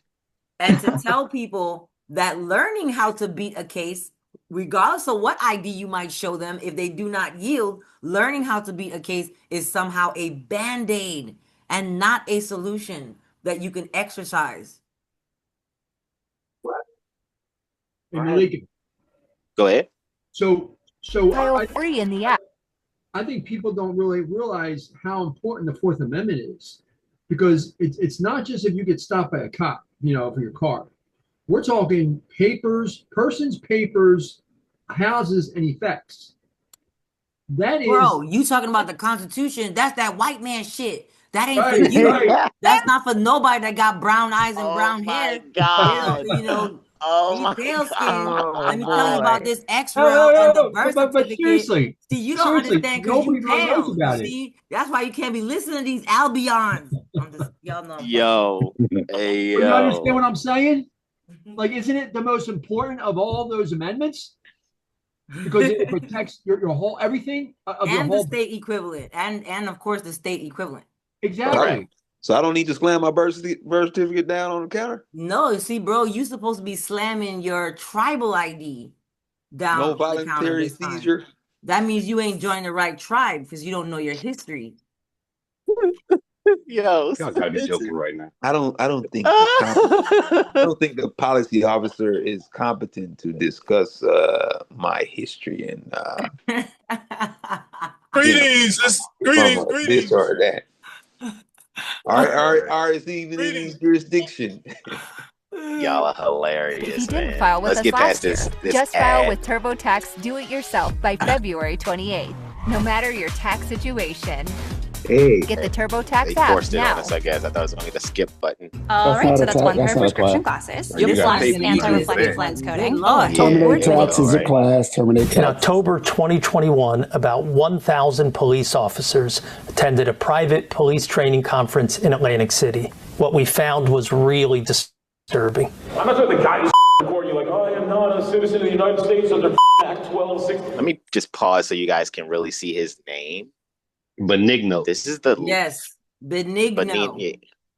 Go back, yes, start from the beginning too. Like if you can, Perfect. slide back Benign. yeah, like well, 15 seconds. He yeah, talks well. really loud and there's No, a little echo. So if you guys can mute out, that would be great so everybody could hear because it goes kind of fast. Go ahead, bro. All right. Here we go. In October 2021, about 1,000 police officers attended a private police training conference in Atlantic City. What we found was really disturbing. I'm not sure the guy who's recording you like, I am not a citizen of the United States under Act 1260. Hold on a second. Hold on a second, Seven. Can you put the captions or whatever on so people can read as well? And I'm sorry, again, start over to 18 seconds. No I really problem. want to make sure you guys get this. Because I'm telling you, well-meaning people are going to say that somehow you're going to prevent this mindset from talking to you or attempting to prosecute you if you do some special process or claim something or whatever. And we've not ever seen that prevent it. So we're trying to give everyone real-world exercises that they can do because it's actually repeatable. Okay, it's not guessing. All right, bro. Gratitude. In October 2021, about 1,000.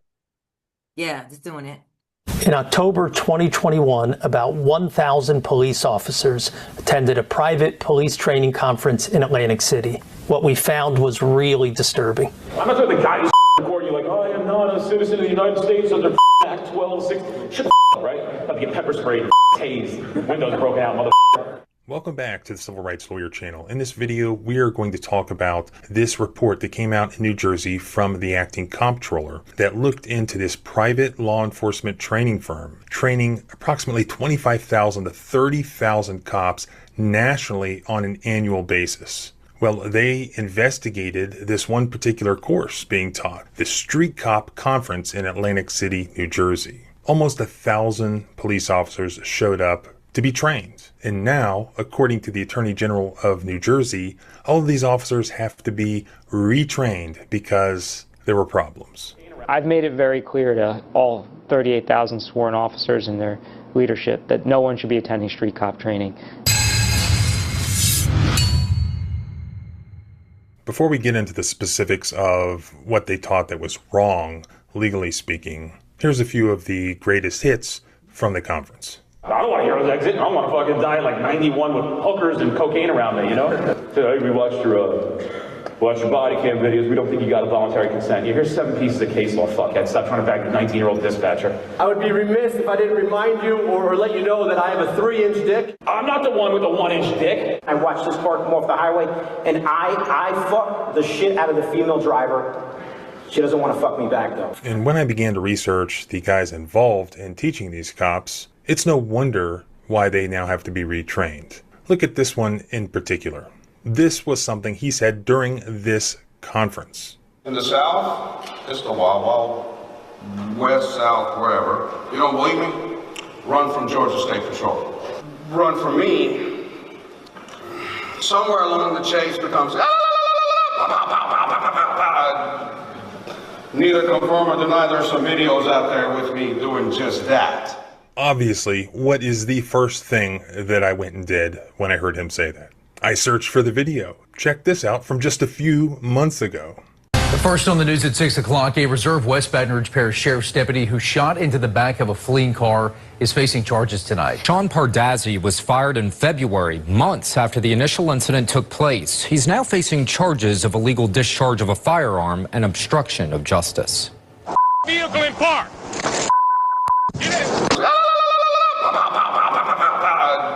And what about the main dude? Well, I looked him up also, Dennis Benigno. He's the one who said he was going to tase the guy for filming him. Shut the fuck up, right? About to get pepper sprayed and fucking tased, windows. They get you in the door with a free weekend trip or dinner or sometimes just a decent... Okay, out, motherfucker. Well, on Street Cop Training's website, he has this bio of himself, where he says that he worked in one of New Jersey's largest municipalities in 2005. He has received multiple awards, including but not limited to Life-Saving, Meritorious Service, Mayor's Award for Excellence in Public Service, several letters of recognition, leadership awards, and certificates of appreciation from several law enforcement organizations, and he now leads one of the fastest growing LEO education companies in the country. But CBS News had this headline about him. CBS New York investigates controversial police trainer was disciplined for alleged racial slur, other incidents. They ask, how did a former New Jersey police officer who was disciplined 3 times in a period of 5 years go on to train thousands of officers while charging local governments thousands of dollars? This is the same guy. CBS News discovered the founder of Street Cop, Dennis Bonino, was a street cop himself in Woodbridge Township, New Jersey. Public records revealed Bonino was disciplined by the department 3 times in 5 years. In 2015, 3 women accused him of using excessive force and racial bias. Woodbridge Township paid $50,000 taxpayer dollars to settle before it went to trial. Bonino never admitted wrongdoing. Woodbridge police say he retired from the department at age 33, weeks after that lawsuit was filed. Then he went on to create Street Cop. So there's some of the background on likely why this training is problematic. But looking back at Mr. Bonino's bio, he ends it by saying his personal mission is to ensure the safety of law enforcement personnel, citizens of the world, and to ensure police officers are well versed in understanding and abiding by the Constitution of the United States. We investigated this 6-day conference hosted by a private company called Street Cop Training. Instructors taught unconstitutional policing practices, teaching officers to stop motorists without a lawful basis and to illegally prolong traffic stops. Have a day where you go out and go, people pull over 20 people in a row for the sole purpose of asking them a series of questions and make up your own questions. Something as simple as, hey, how you doing? Where you come from? Hey, where you going? Be real friendly about all stuff and just see how people answer questions. You will learn general baseline. So that was Officer Tommy Brooks of the Boston, Massachusetts Police Department explaining his methodology for stopping motorists. The only problem is, that's unconstitutional, what he's saying. He's going to stop just the first 20 cars. Police are not allowed to randomly stop people for no reason. They are also not allowed to stop a person or a car for arbitrary reasons or based on an inarticulate hunch or gut feeling that the driver or passenger might be engaged in criminal activity. Basic Constitutional Law 101. We've all seen the videos of Kenny Williams with him sitting in the driver's seat. He's finger fucking his computer, really just playing Tetris, not doing anything. And he's asking them very simple questions in the midst of his investigation. Oh, so who's that in the car again? Oh, where'd you guys say you're going? You going for a long time? I have family out that way. Making up a story and trying to engage them in a casual conversation. So that's Brad Gilmore of the Bergen County, New Jersey Prosecutor's Office, advocating for prolonging motor vehicle stops in violation of the Fourth Amendment.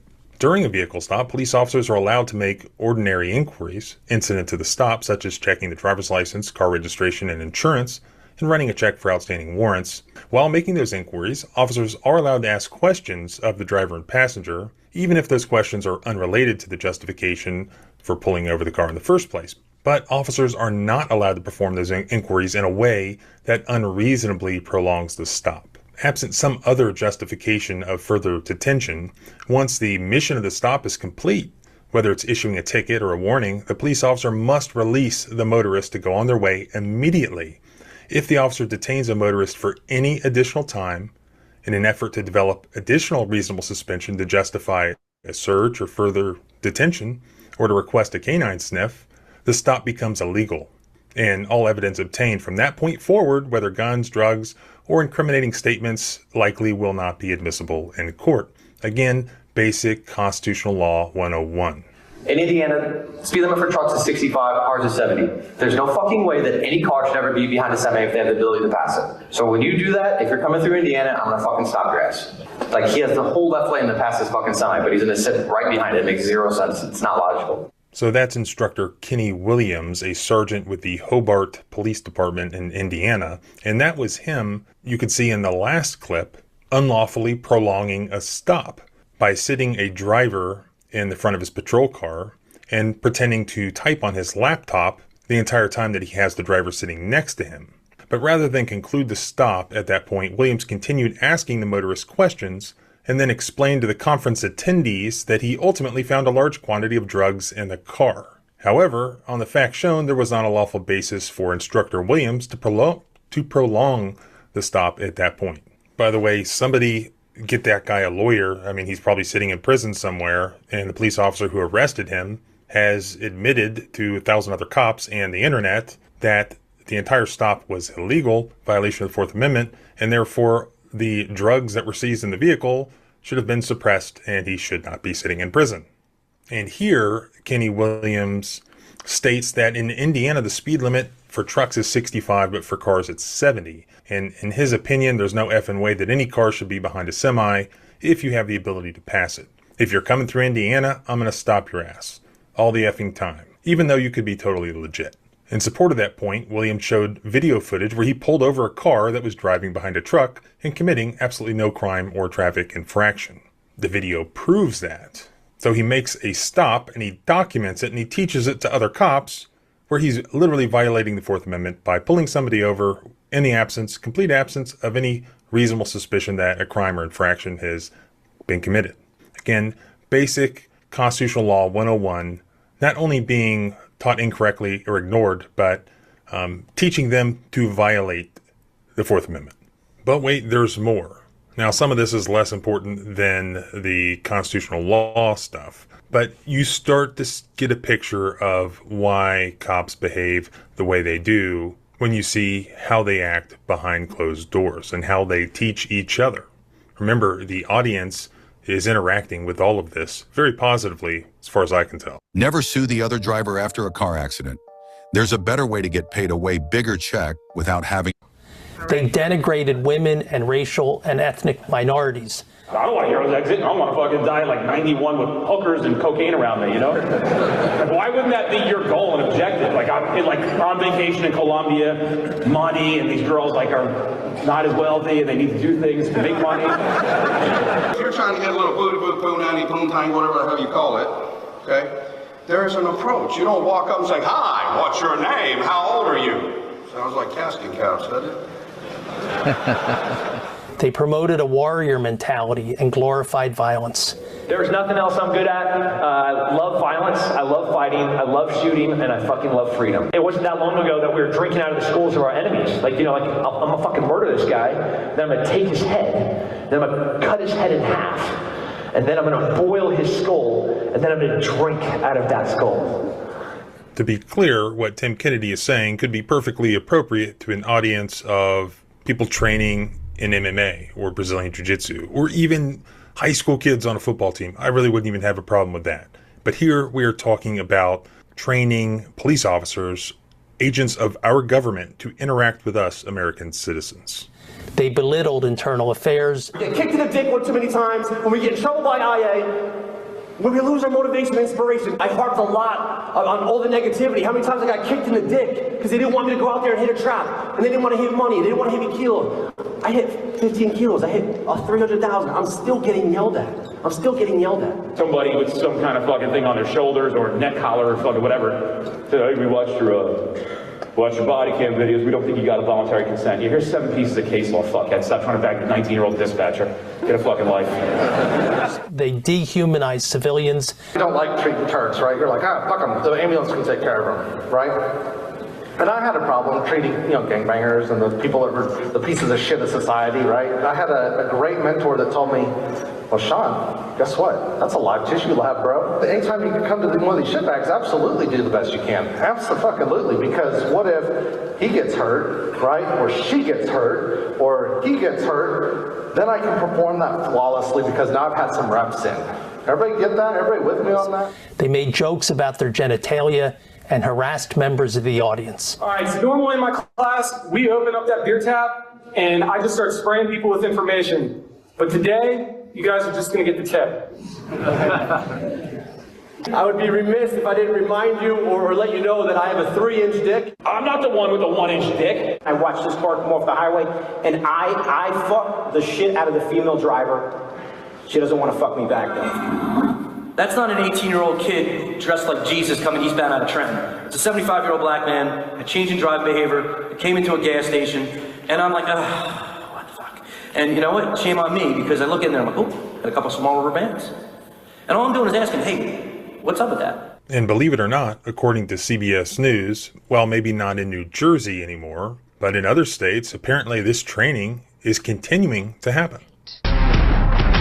Street Cop's website is promoting upcoming training across the country. Bonino did not respond to CBS News for an interview request. He did post a video in response to the comptroller report apologizing for the offensive language and denying that Street Cop ever taught unconstitutional policing. In fact, right there on their website, they are advertising this year's 2024 Street Cop Training Conference in Kissimmee, Florida, April 28th of this year. So just here in a few weeks. Look at this. Here's the cost. Per person, $699. Why so much? Well, I'm sure it has nothing to do with the fact that taxpayer money is likely paying for this. As far as the guy saying that he hasn't taught anything unconstitutional, well, I will link below and put on the blog the actual report from the comptroller's office in New Jersey that goes into great detail, not only on what I've told you about here, but many more things that they've said that were blatantly wrong and unconstitutional. It's all laid out there with the case law. It's a fascinating report, and you can go over it as much as you want. All they're going to do is just hide next time. They're going to make sure there's no video. They're going to suppress the course materials. But this, I predict, is going to be a treasure trove of future civil rights litigation, both in criminal cases and in civil Section 1983 cases. We need to know which police officers have been to these seminars. Who taught there? Is there video? What was said? What were the course materials? This is going to be more important now than ever. If you have any additional footage from any of these seminars or know anything else about these instructors, now is the time to start compiling it and spread this footage. Everybody needs to know. The taxpayers need to know, not just in New Jersey, but elsewhere, because look at all the states that have paid taxpayer funds to pay for these courses. The taxpayers need to know that they're paying for these cops to go and denigrate them, to laugh at them. Y'all see all the states? Sonny, you're going to have to mute, darling. Yeah, I need to know too. I'm not a taxpayer. That dipshit trained the cops in my town. Look at all of the states now. Tell us which ones you do not see on there.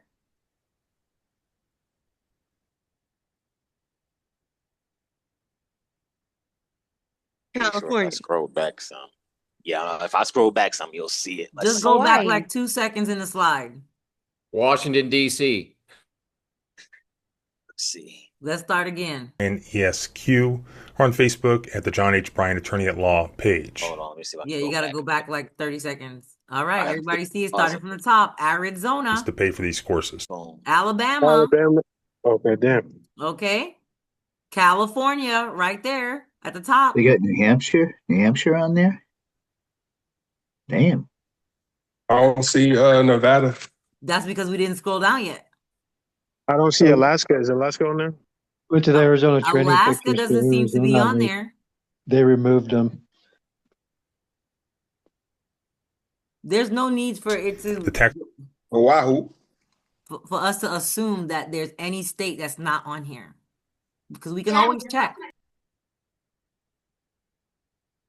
those subpoenas, duces tecum, the FOIA requests or the public records requests. Man, they got a lot of traction. They were on tour, basically on tour. Oh, they are on tour. And yep, they still are. This is the list of all of the states that got this street cop training seminar that they send all of their policy officers to. 30, 40,000 every year. And that's the ones going to get trained to deal with sovereign citizens. They're getting trained to deal with all citizens. That's the problem. Everyone, citizen or not. That's just one state, KK, that is 38. What about bigger states than New Jersey, like California? You think it's only 38 for California? I doubt it. How about Texas? You think it's only 38,000 for Texas? Hell no. That's just one singular state. And look at all of the states that they do their training.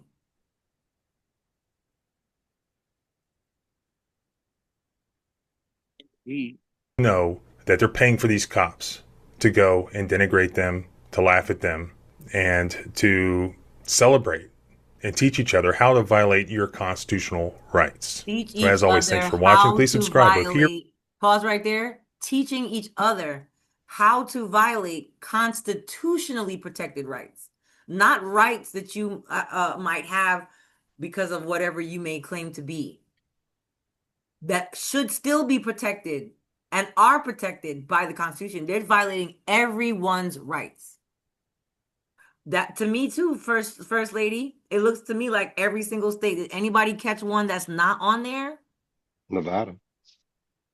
Did y'all not? Yeah, Nevada and Alaska wasn't listed, but we don't know if they weren't in attendance in 2024 and 2025. Again, that was just a training list of registrations of different policy enforcers between 2020 and 2023. We would still need to do records requests, in my opinion, even in Alaska and Nevada or wherever.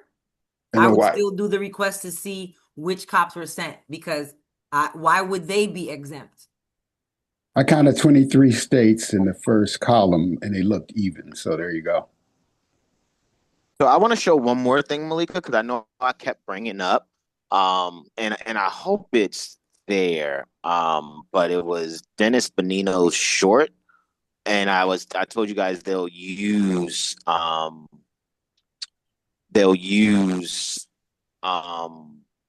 Pennsylvania. So when anybody asks you guys, why do you bother to learn those things? It's because what we have realized is that regardless of how we might identify ourselves, they have to lawfully comply with due process on their side. They have to prove their allegations to us, instead of us trying to prove whether or not we are so-called citizens of any kind, that we are in whatever capacity. The question is, they are making the allegation that we're in a regulated capacity. And so who bears the burden of proof, my newbies? They do. The state. Whoever's bringing the claim. Whoever is bringing the claim. Whoever is bringing the claim. So instead of trying to get right on, because that's what our brother-in-law, I'll say, I went as far as to say, brother, we're trying to reach you. We are trying to connect with you. And you know, it's like wisdom is chasing you, but you are faster. That's what was happening today. And when I asked everybody else in the chat, because he first started to come at me, y'all know how it always goes. Well, you're just trying to do this and that. And so I went to the audience. Audience, what do you guys hear this man saying? And everybody repeated what they heard him say, so he could see it's not just me, just because I'm the first person to speak up, that is perceiving what he's saying as showing that he doesn't comprehend. Lost in the sauce. So I had but if you structure yourself this way, it don't matter how you structure yourself. Do you see the training that's happening with the executive branch? Ignore the dough on my hands. Good. So I shared this, I think, in the Lawful Living Telegram, and I shared my comment when I commented on this.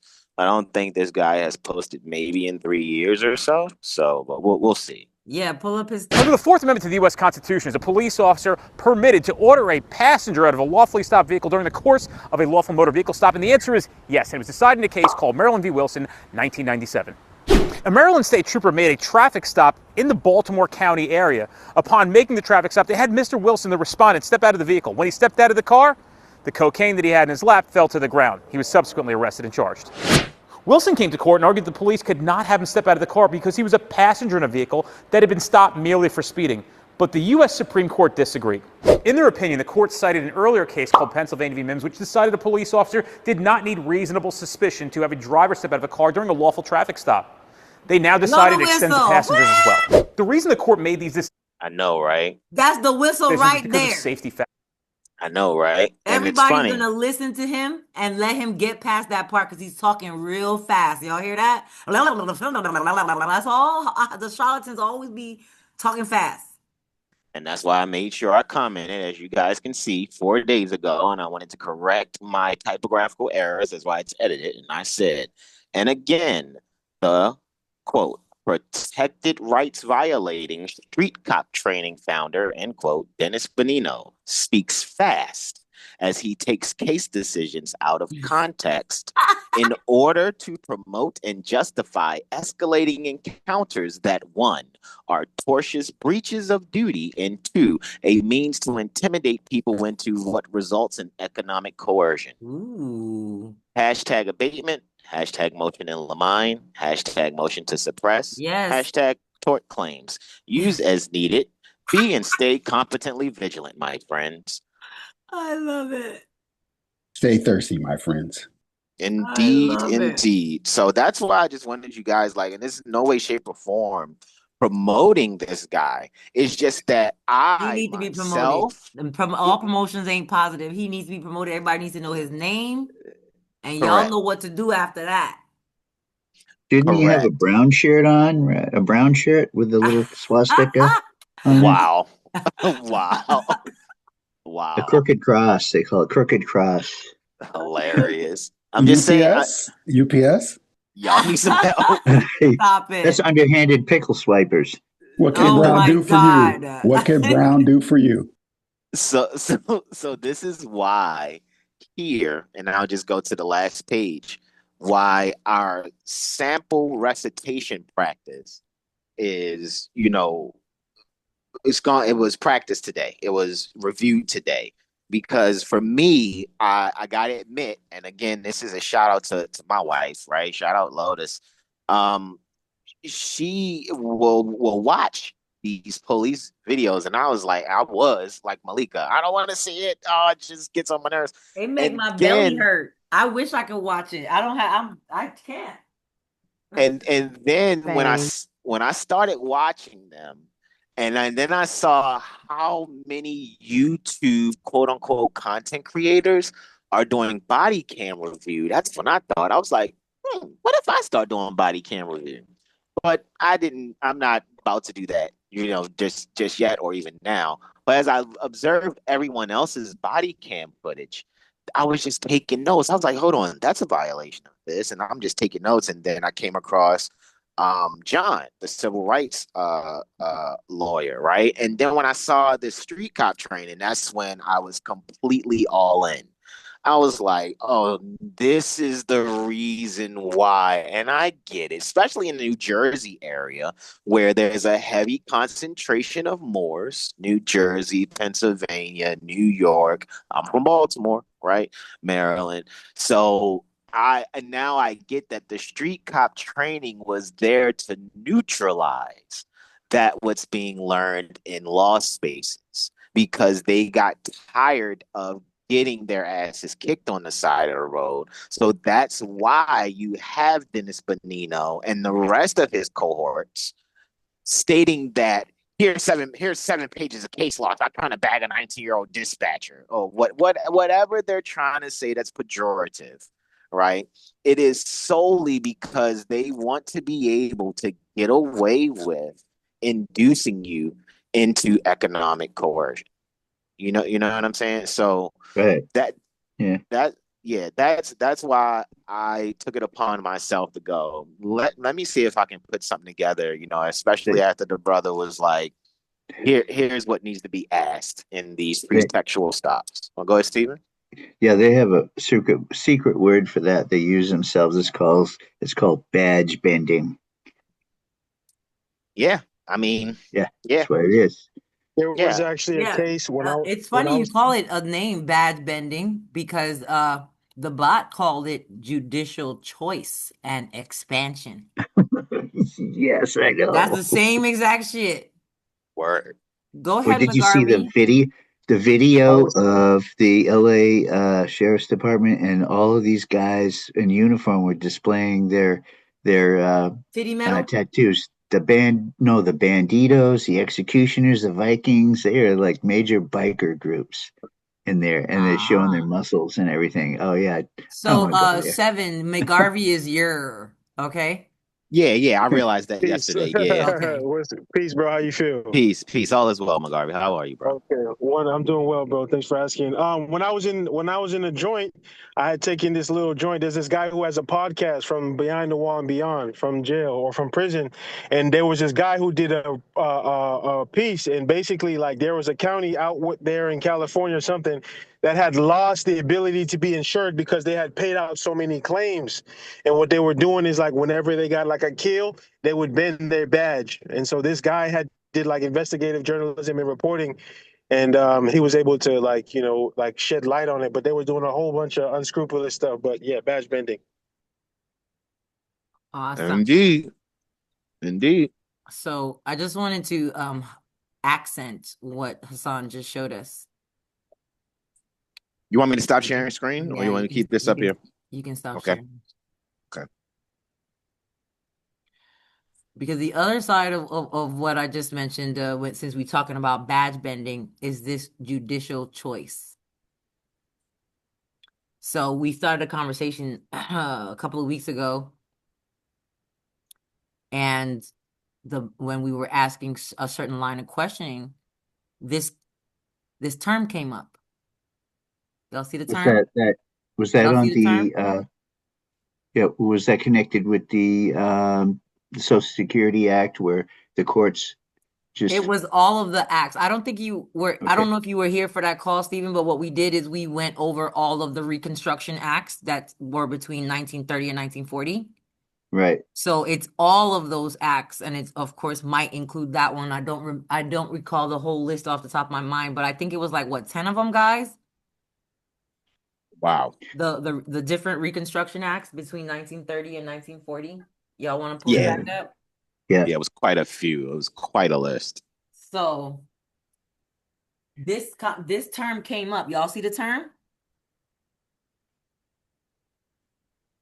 Judicial choice. Yes. Yeah. And this is the other term that came up. Judicial Compromise. compromise. Right. Okay. So what does that not sound like? It does not. It does not sound like prescribed ministerial duties. That's what Exactly. it does not sound like. It does not sound like constitutional fidelity. Or delegated authority. It does not sound like delegated authority. Absolutely, bro. Judicial compromise and judicial choice does not sound like proper delegation. That's right, sounds like- Nikki. it sounds like discretion. It And absolutely deference. should sound like deference. Okay. Like guessing. So this is my prompt. What grants this power to replace and invent where it's actually forbidden by original intent and constitutional restrictions? Do y'all see the answer? Right. Everybody see the answer? Nothing grants that power. Word. I'll grant you that. Read that next sentence. Public safety does. No, Yeah. it says nothing. No, it doesn't. Nothing grants that power. That is the uncomfortable but accurate constitutional answer. Period. Exactly. What Oh, you one of happened? those constitutionalists. What happened was not an exercise of granted authority. This is what is pissing these policy officers of the executive branch off. Tort. But a judicial accommodation justified when? After the fact. Oh, after the fact. Maintained by what? Not permission. Precedent. Precedent, Not which is permission. based on Precedent? presumption of applicability, not constitutional permission. See, the problem that a lot of us as people all over the world are suffering is that some of us will say things like, we need to change the laws because we think that what's happening is an exercise of power granted by or under the law. Is that not true? Yes. People think that there's Yep. some legislation, some ordinance, some rule, An expansion of the legislative grant. not even an expansion. We think it's just built in the cake. So we say things like we need new laws. Anybody know what I'm talking about? Yeah. Yeah. Yeah. Or we When need to people go and say we need petition new so they laws, change it. when We people say we also- need new laws, is based on the presumption that what's currently happening is being done by permission of the law. It's ultra virus. That's what there's we a don't difference. realize. It's ultra virus. And so when we try to say we need to change the laws, you're not gonna get permission to change the freaking laws. Because you have to realize that what's happening is judicial choice, judicial compromise, unlawful expansion for accommodation purposes, and that it's not by permission of any written law. So there is no written law that needs to be changed. They just need to be enforced. It's purely judicial accommodation. Yes, that's what it says right there. Judicial choice, Kunta Kinte. judicial Kunta Kinte. choice, judicial accommodation. There's also Yeah. the belief that there is not that there isn't a law that there to protect that action or stop that action from happening. People think that Due process is the always law there. is. That's what I'm saying. They don't think that the law is written already to prevent these violations. You know, The people who know the Constitution are dangerous. And that's why when people say that they don't think anybody should read the Constitution or the statutes or the codes that are derived from the Constitution, I don't understand how, again, you're going to control the agents that are bound to it if you don't know it. I'm not sure how exactly that happens. Well, that's a duty. That was a duty. So nothing grants this power. What's happened is not an exercise of granted authority. We all need to realize and internalize that it is justified after the fact, maintained by precedent, not permission. And so let's move forward. The Constitution does not authorize courts to invent replacement standards, because this is And you what's said happening. precedent. You said precedent was what? It says what happened is not an exercise of granted authority, but a judicial accommodation justified after the fact, maintained by precedent, not permission. So right, precedent. You described precedent another way. I forgot That's the court replacing standards. Exactly. Replacing or inventing standards. Okay. Standards. All right. Got it. The judicial power, if it's exercised at all, this is in our As Above, So Below series, guys. The judicial power is exercised under Article 3. The judicial power shall extend to all cases arising under the Constitution. So if they're trying to do some type of judicial accommodation, that means the case is not arising under the Constitution. So any exercise of power cannot be judicial. Y'all want to get rid of judicial immunity or claims, how to beat the shit out of a judicial immunity claims? Show them that they shit ain't judicial. Because it wasn't granted by authority under Article 1 or any other thing. Ambiguity. Absolutely. Yeah. The Constitution does not authorize courts to invent replacement standards. The judicial power is defined by Article 3. The power is interpretive, not legislative, aka lawmaking. It is adjudicative, not creative, aka lawmaking. It is bound by the constitutional text and structure. This is what pisses them off. The text and the structure. There is no clause granting courts authority to replace constitutional standards, weaken structural prohibitions, invent substitute doctrines, or trade it fidelity to the Constitution with administrative convenience. That's case law is so far down on the realm of Exactly. authority. Yeah. Exactly. And it must be read narrowly.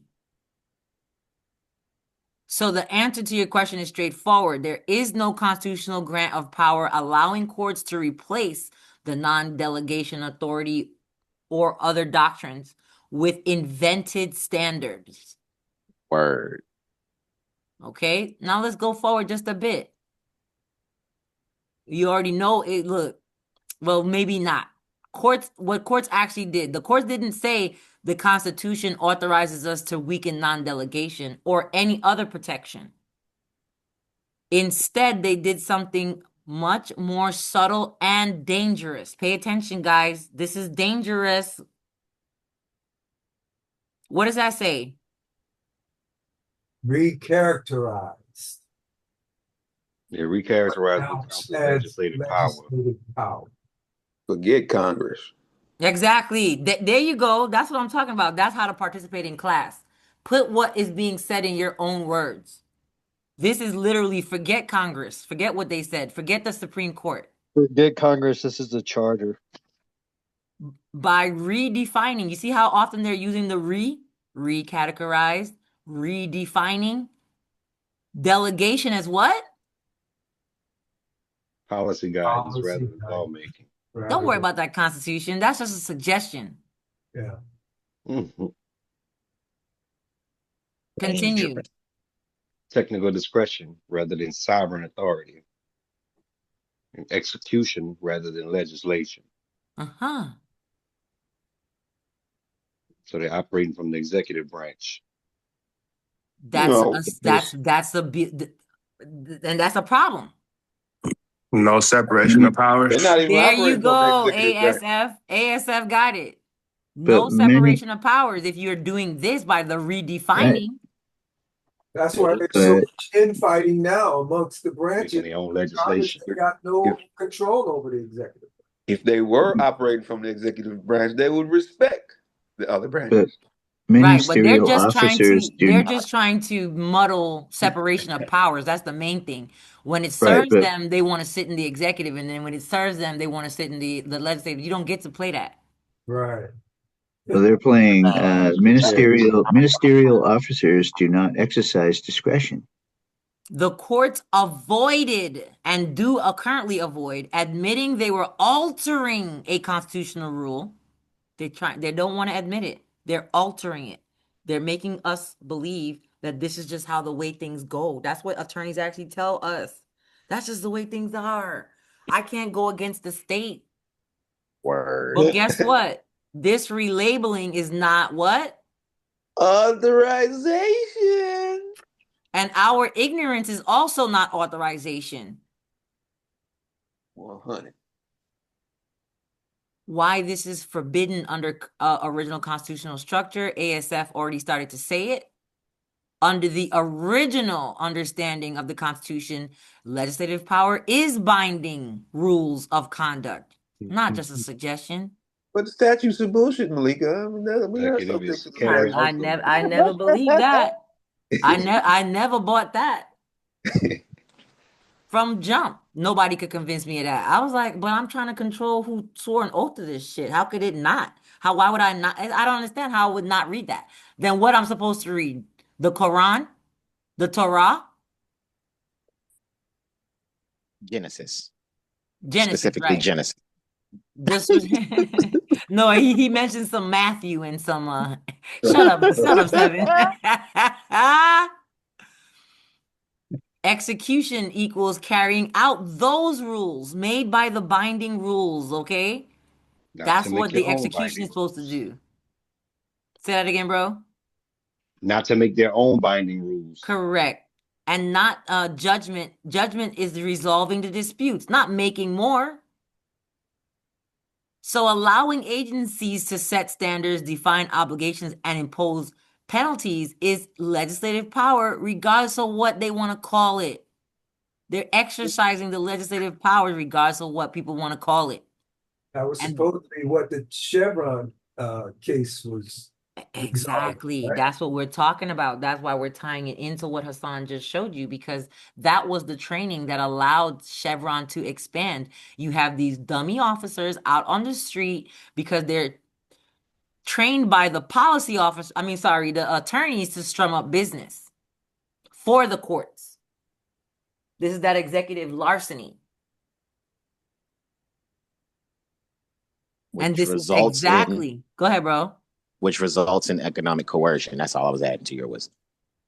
Absolutely, these are the imposition of the penalties after they presume guilt from just the charges that they weren't even supposed to give. Word. And this is exactly what Article 1, Section 1 forbids Congress from transferring. They cannot, Congress was not given any authority to defer any deference. That's why Article 1 courts are not real courts, right? It's not that they're not real. They are for a particular purpose that does not involve the adjudication of private rights. We have to make sure that we comprehend what's happening. When we say things like citations are unconstitutional, no, citations themselves are not unconstitutional, but they can be unconstitutionally applied.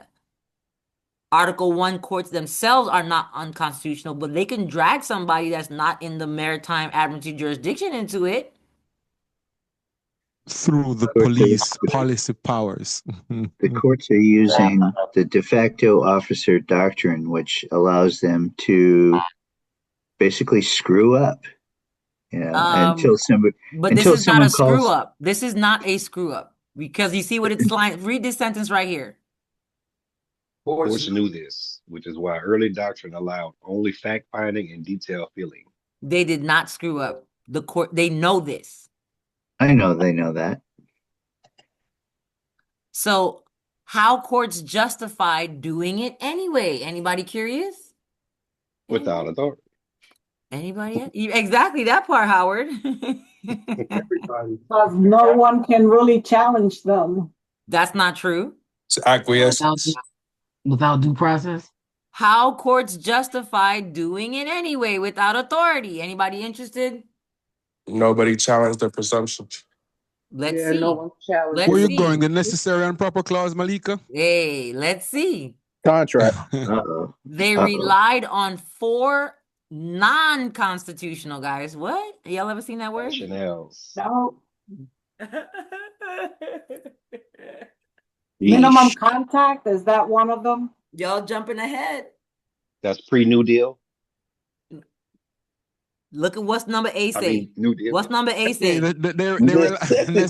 Necessity. Read the idea. What? Modern governance is too complex. Stop being lazy. Mm-hmm. So they job too complex for them. Yes, because remember, we got a lot of public and private mixing going on. It's very complex. We got a lot of people and a lot of which justifies like need for surveillance and justification for the expansion of who can be stopped and what capacity you have to be in for them to even stop you. Because what if we're bad guys? They want to be able to interview the bad guys and talk to the bad guys and investigate the bad guys. They want to be able to do that. So in order to do that, we got to do it to everybody. Everybody bend over. Bell run. We're not everybody. Where did he at? But you see you see the excuse, right?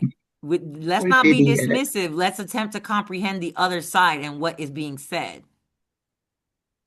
This is not about whether we disagree or not. This is about being able to comprehend what is going on in the system itself so that we do not make poor arguments that do not connect to what is actually being asserted. Number 1 is necessity, they claim. Modern governance is too complex. Y'all could understand why that would be the case. Not saying you agree. Oh, yeah. Now, expertise, Chevron deference. Go ahead, 7.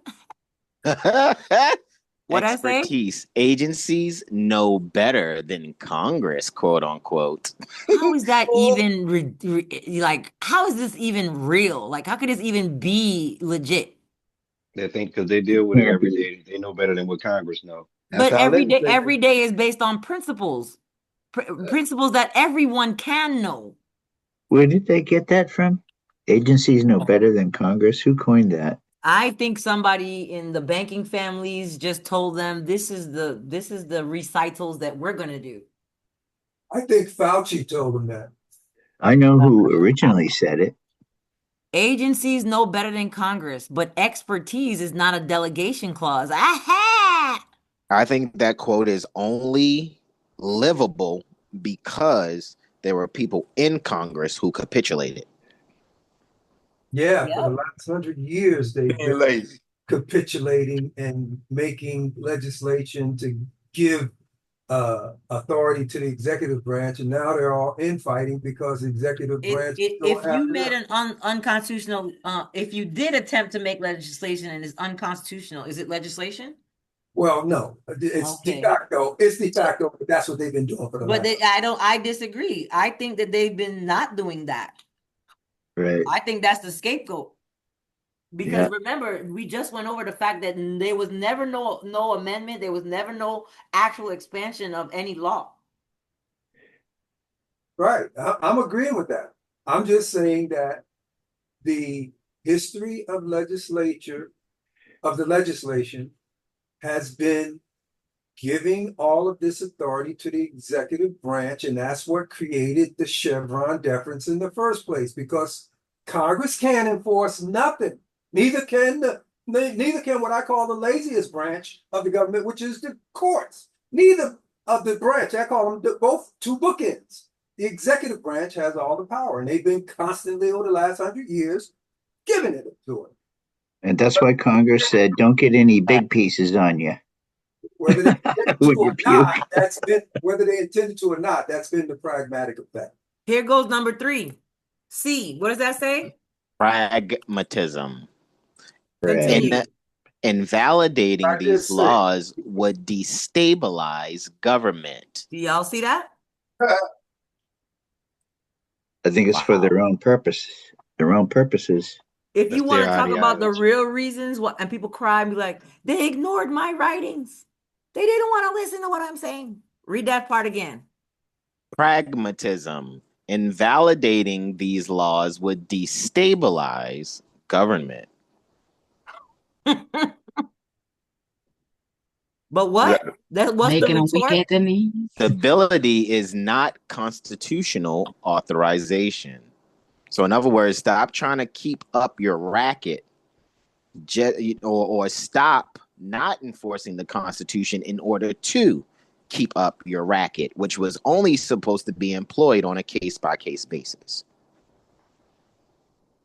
What we're asking them to do, which is follow the Constitution, is going to destabilize government. What do you guys think? And that's when James Trafficant, tried to claim that, they threw him in jail. That the real government or the phantom government? I think at this point it's going to overthrow the real government. Ah, man. Yeah, I think so. Yeah, because it's so intertwined. Yeah, just like they said in the beginning. If we don't fight back. It's too complex. But it's not a fight.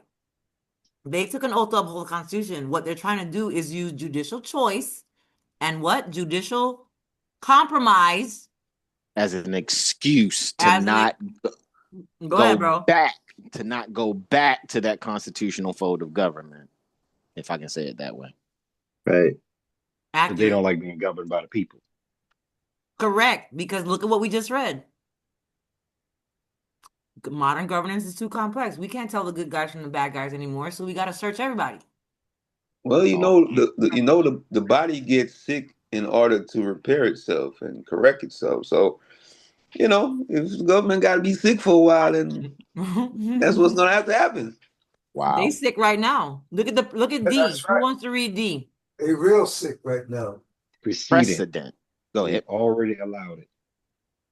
Look at that, guys. Unconstitutional precedent does not become constitutional by repetition. We've already graped you. Why are you resisting now? We've been through this, girl. I already know how it is. I ain't cool with your common practice. That's cool. That's nasty. Wow. Yeah, at first, the Supreme Court said that you don't give up your rights by acquiescence. They overturned acquiescence. We've already allowed it. Look at this. I know, and we How are have we feeling yeah, about this part right here? not too good. It's like Malika had said about maybe 7 days ago or less. And she said, oh no, it was last Sunday. She said, that's like you telling your child no 3 times. And on the fourth time, since you didn't say no and the child got away with what you had said no previously 3 times about, now they're like, well, you let me do it. And it's like, no, no, we didn't let you do it. You know, Exactly. it's just maybe I just wasn't there to say no when you did it, or my head was turned and then I you was did it. asleep and you Yeah, whispered it and you thought that was due process. That's not due my process. Correct. bad. Yeah, my Correct. bad. This is why the justification is prudential, not legal.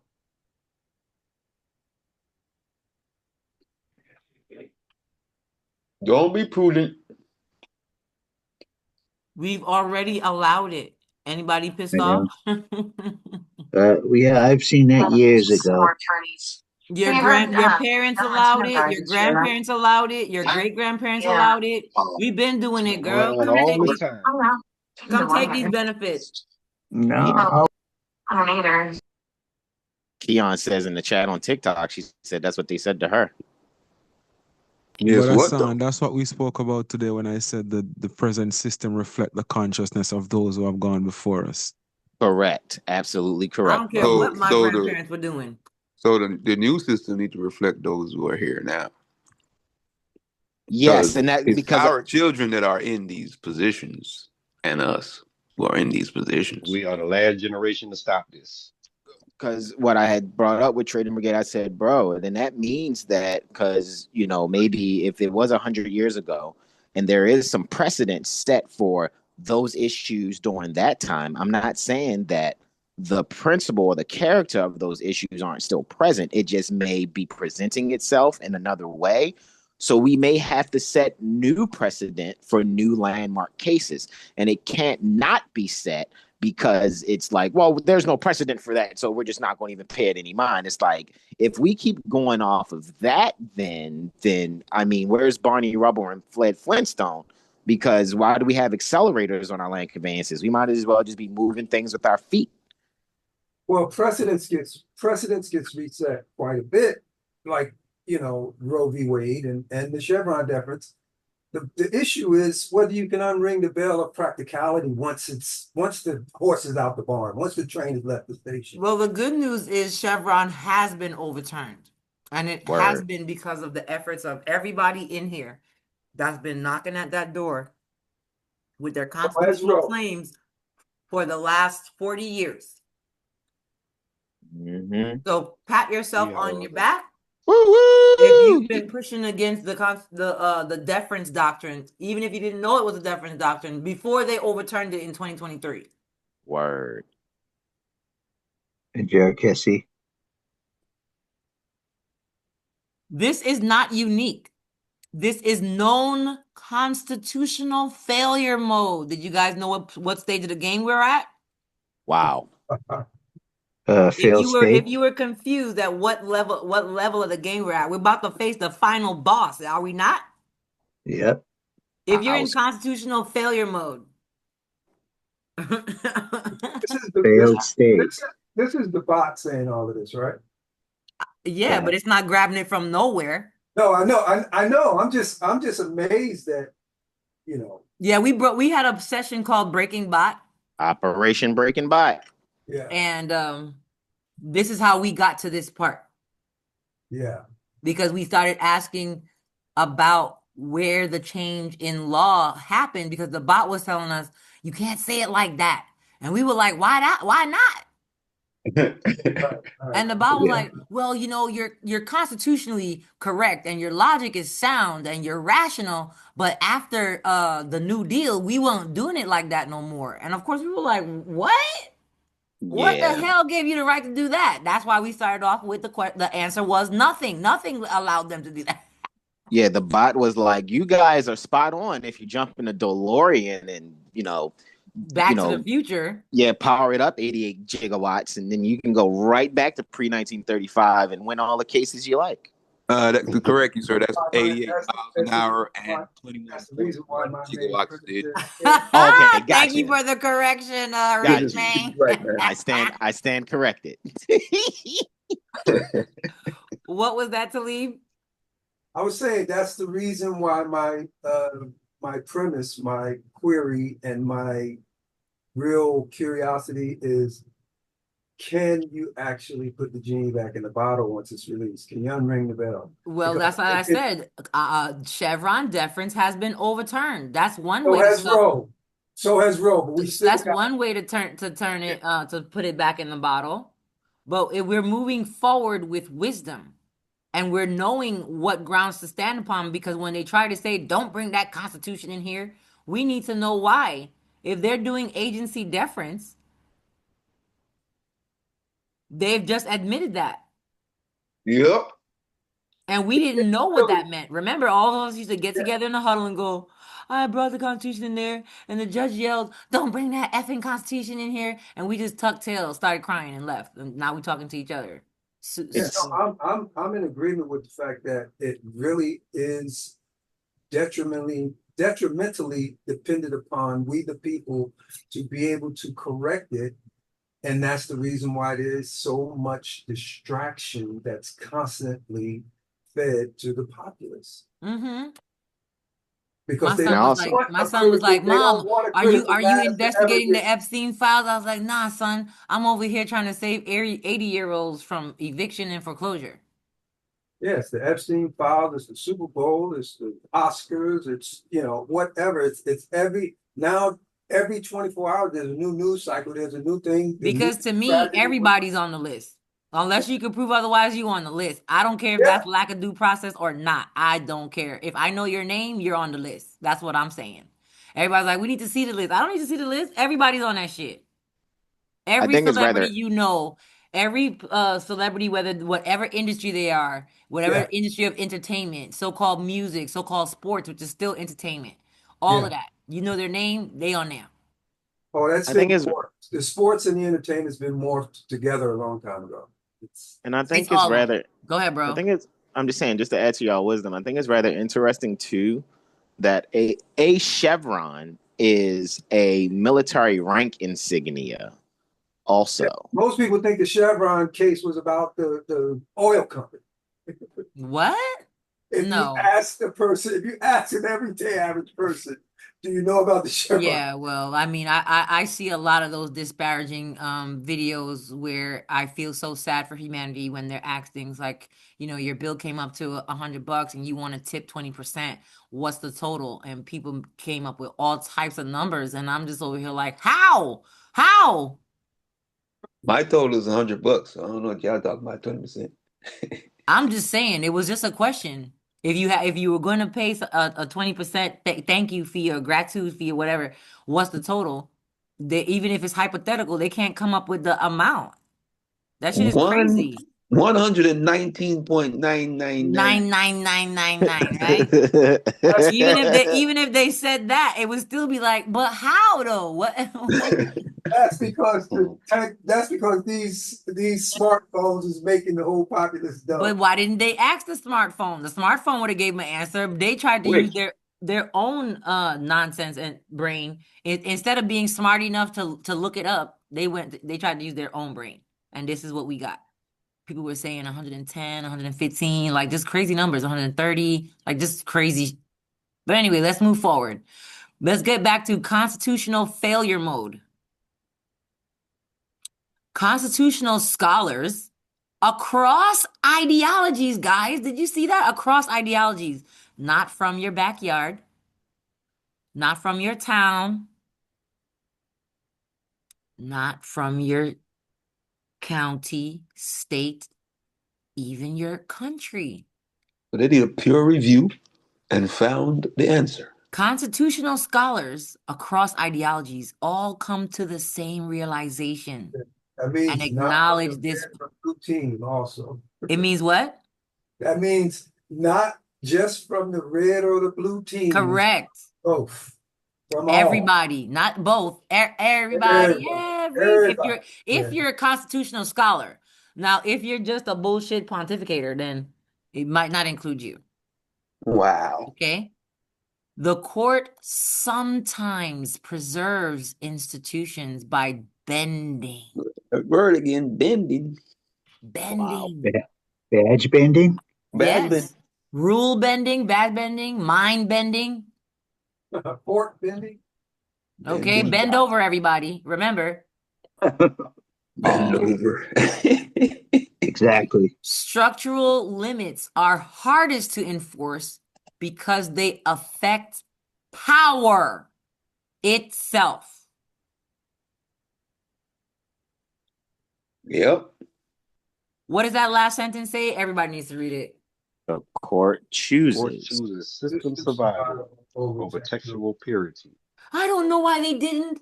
Why they didn't even read my motion, Malika? Who was that spoke with the clerk? Oh, that was Hassan. What's his name again? Yeah, I hear you, did. Ben. Ben says, "Come out of Babylon, become more like the Amish." When I spoke with the county adjusters, the insurance adjusters for that particular county. No, the court clerk county on property. the court clerk on his child support documents. She's basically saying, I knew that they were up to some bullshit, but I couldn't do anything because I would probably lose my job. Exactly. Wow. Yeah. But this is where millions of people are, guys. We think that everybody who works in a particular system is a bad guy, but they're not. But if they do say something or do something to assist, they have to be okay with losing their job. Yeah. And some of us are not honest. How many of us are actually okay with losing our job? And the reason why I say that is because, and I'm not trying to do a pissing contest or anything, but I actually left Wells Fargo without knowing what I was going to do. All I knew is I couldn't work there anymore. Been there. The answer I was like, I don't know how we're gonna, because at that time we were still paying our mortgage. The answer to your question is revealed in how many people capitulated during the pandemic. And before doing all the other psyops. Right. Everybody is concerned about, most people are concerned about losing their job. And even the people who won getting their job back and or back pay and or damages, it's not enough to make a dent in the mindset of the people that were just like, well, I already took it. And so, fuck me. Yeah, that's right. Yeah, fuck you. Yeah. Wow. That's like what you read about the court a few sentences up. The court preserves institutions like these banking institutions and educational institutions that are not educating us at all. Too big to fail. Exactly. Yes. This is where we're at with everything. Yes. It'd be inconvenient, guys. It would be inconvenient to overturn the cases that were screwed by Chevron. That's what they're saying. That's why they said it's not retroactive. Bitch, what? I'm challenging. I implore everybody whose family or friends or they self was affected by the bullshit of Chevron, challenge that case. That's the one I was talking about above. Stability is not constitutional. Invalidating these laws would destabilize government. That's the same thing as saying, well, I already took the shot. Yeah. You already let me do it once or twice, so let's go. Yeah, you already gave me the heroin. Give me some more. So that's what we call judicial compromise, guys.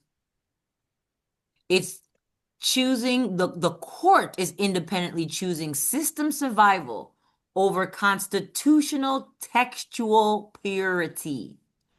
We can't go by the Constitution. It would limit the government. Well, I think that was actually the point. Does anybody remember that being the actual literal point? Oh yeah. Oh, I did. 100. Oh yeah. That's It a is the euphemism. it is the actual point. Like, what's going on? Yeah, it's a euphemism. That next line is a euphemism, which is sugarcoating. The choice Political is prudence. political prudence, not constitutional authority. This is a recasting, political prudence. Correct. That is a sugarcoating of what it actually is, This and is that is constitutional blasphemy, not constitutional authority. That's what they should say. correct. Correct. Yeah, that would have been a better statement. Why this is called judicial compromise? Because courts implicitly, do you hear this? They implicitly decided that is not constitutionally delegated. Implicitly deciding Enforcing is the original. seditious AF. Correct. Look at what that says. Who can read that? Enforcing the original non-delegation doctrine would cause too much disruption. Somebody make a joyful noise. Woo-woo! Hallelujah. Whoop, whoop. Do y'all see what's right here in front of your face? Troublemakers. Do y'all see what it says right there? Let me make it smaller so everybody on TikTok can read with their own eyes. Enforcing the original non-delegation doctrine would cause too much disruption. Hello. And the disruption is hitting their pockets. Of course. Yes. That's what it all boils down to. Because if you hit their pockets, if you hit the financial system, which is what they're using for total control, people start to wake up. When people start giving up, I don't give a fuck. I don't care what that job is. I realize I'm harming people and I'm not going back tomorrow. That's how I left Wells Fargo. When I realized what was happening at that bank, I was like, yo. First, I used to tell people, do not bank at Wells Fargo unless you have 25K. I don't care what. Don't ask me no questions. Do not ask any questions. If you do not have disposable 25K, I don't mean 25K of property because you got a 25K car or you have a 200K house. No, you got 25K cash disposable income. Do not even look at Wells Fargo. That's what I used to tell people at first. But then I kept digging because, I got to show up every day. And I was like, oh, what? I realized that the banks are involved in money laundering. And the reason they teach us about money laundering, I looked at it as I'm looking for money laundering everywhere. But they want you to look at money laundering outside the bank because they're doing the money laundering and they don't want competition. Correct. When I realized that the bank was directly involved in money laundering and they didn't want competition, I left. How many people would do that? And don't lie. I don't know. People be like, oh, I got kids, Malika. The fuck? I did too. And they were all little. In 2028, all my kids were little. I feel for you. I always wanted to be a carpenter anyway. I'm gonna go do that. Exactly. Go do some shit else. But Word. most That's it, people are not going to Malika. do that. But we're going to sit here and lie, be like, if I were alive during slavery, you alive during slavery right now. What are you doing? Going to work 20 every day and minding my stupid business. Right. That's it, Malika. That's Being a it. good People don't have slave. no survival skills for most Exactly. people. No survival skills, no luxury skills. Because Nope. I know a massage is not a survival skill, but you could be in my camp if you do that shit. I'll grow your food. I will cook you dinner. Give me some luxury skills. Do you have any of I'll, those? I'll bring you flowers for it. I hear that. Okay. I just want this to soak in because we are hour overtime right now. We're having too much fun. I know, Sonny. And we can relate to each other for that same reason. A lot of people are in positions that if they investigate, they will realize they are part of the machine against humanity. but they will not stop because the system got you by the balls worrying about how you will eat and where you will live because you probably have no skills. You've been robbed of actually knowing skills. Go back to the school again. There's a book about You that. don't know It's how to called build anything. You don't know how to build furniture. You don't know how to weld. You don't know HVAC. You don't know how to garden. You don't know how to identify plants in the wild. You can't forage. You can't right, show someone else how to forage. right. It's funny. It's funny you talk about the school because in the school I went to in high school, the notion or the stigma was that in those, the vocational section of the school, that was relegated to the so-called bad students or students who couldn't, go along with the go along. So it was a negative look on vocational skill in Yeah, that particular because you're school. not gonna be in the and I know the difference because they stratified the children. We were in international baccalaureate. They were basically grooming us to be CEOs and attorneys and doctors and a lot of my peers in that program. That's just what they are. They're executive at Lay's. Do you hear me? And Yeah, Coca-Cola. Do you guys hear me? the service economy. Yeah. My bestie is a psychiatrist that can write you the good prescriptions. Hey, Oh I, yeah, I need to talk to her. I need to get. me too. Send me some. Will you send me some? My bestie be inside of her sessions going, what you need to do is stop eating trash. And they be like, no, I want you to give me pills. Give me And that. she Give me that. complains Give to me that me, and I'm like, Xanax. girl, that's why I couldn't do it. I was supposed she was supposed to be an op-gyn and I was supposed to be a midwife and we were supposed to be working together. We had this whole plan from high school, two 16-year-olds. We were planning, okay? Her shit changed and my shit changed. It's like, girl, we were wrong. What were we trying? Why were we trying to do that? Okay. Why But this is right. called, go ahead, bro. No, I thought you already read that section. I just shared in the chat there the non-delegation doctrine, the Yes. constitutional principle that Congress cannot delegate its legislative powers to another branch of government or to private entities. And that's what Chevron did. So that's what we're Yes, trying to explain to everybody. That's what Chevron did. Chevron went against that and violated separation of powers because it allowed the courts to just take whatever the rely on agency the says. interpretation of the agencies. The executive agency they allowed Yes. to do their own job without lawful delegation. So instead of enforcing the rule, the original rule, they weakened it, replaced it, normalized the replacement, and denied they had done so. How y'all like that? Denied they did it. Nuh-uh. I didn't commit sedition. Nuh-uh. I just weakened the delegation, the non-delegation. Who told you what? I'm lazy. That is the definition of a compromise, not an interpretation, which is their actual job. They're supposed to interpret. They out here compromising.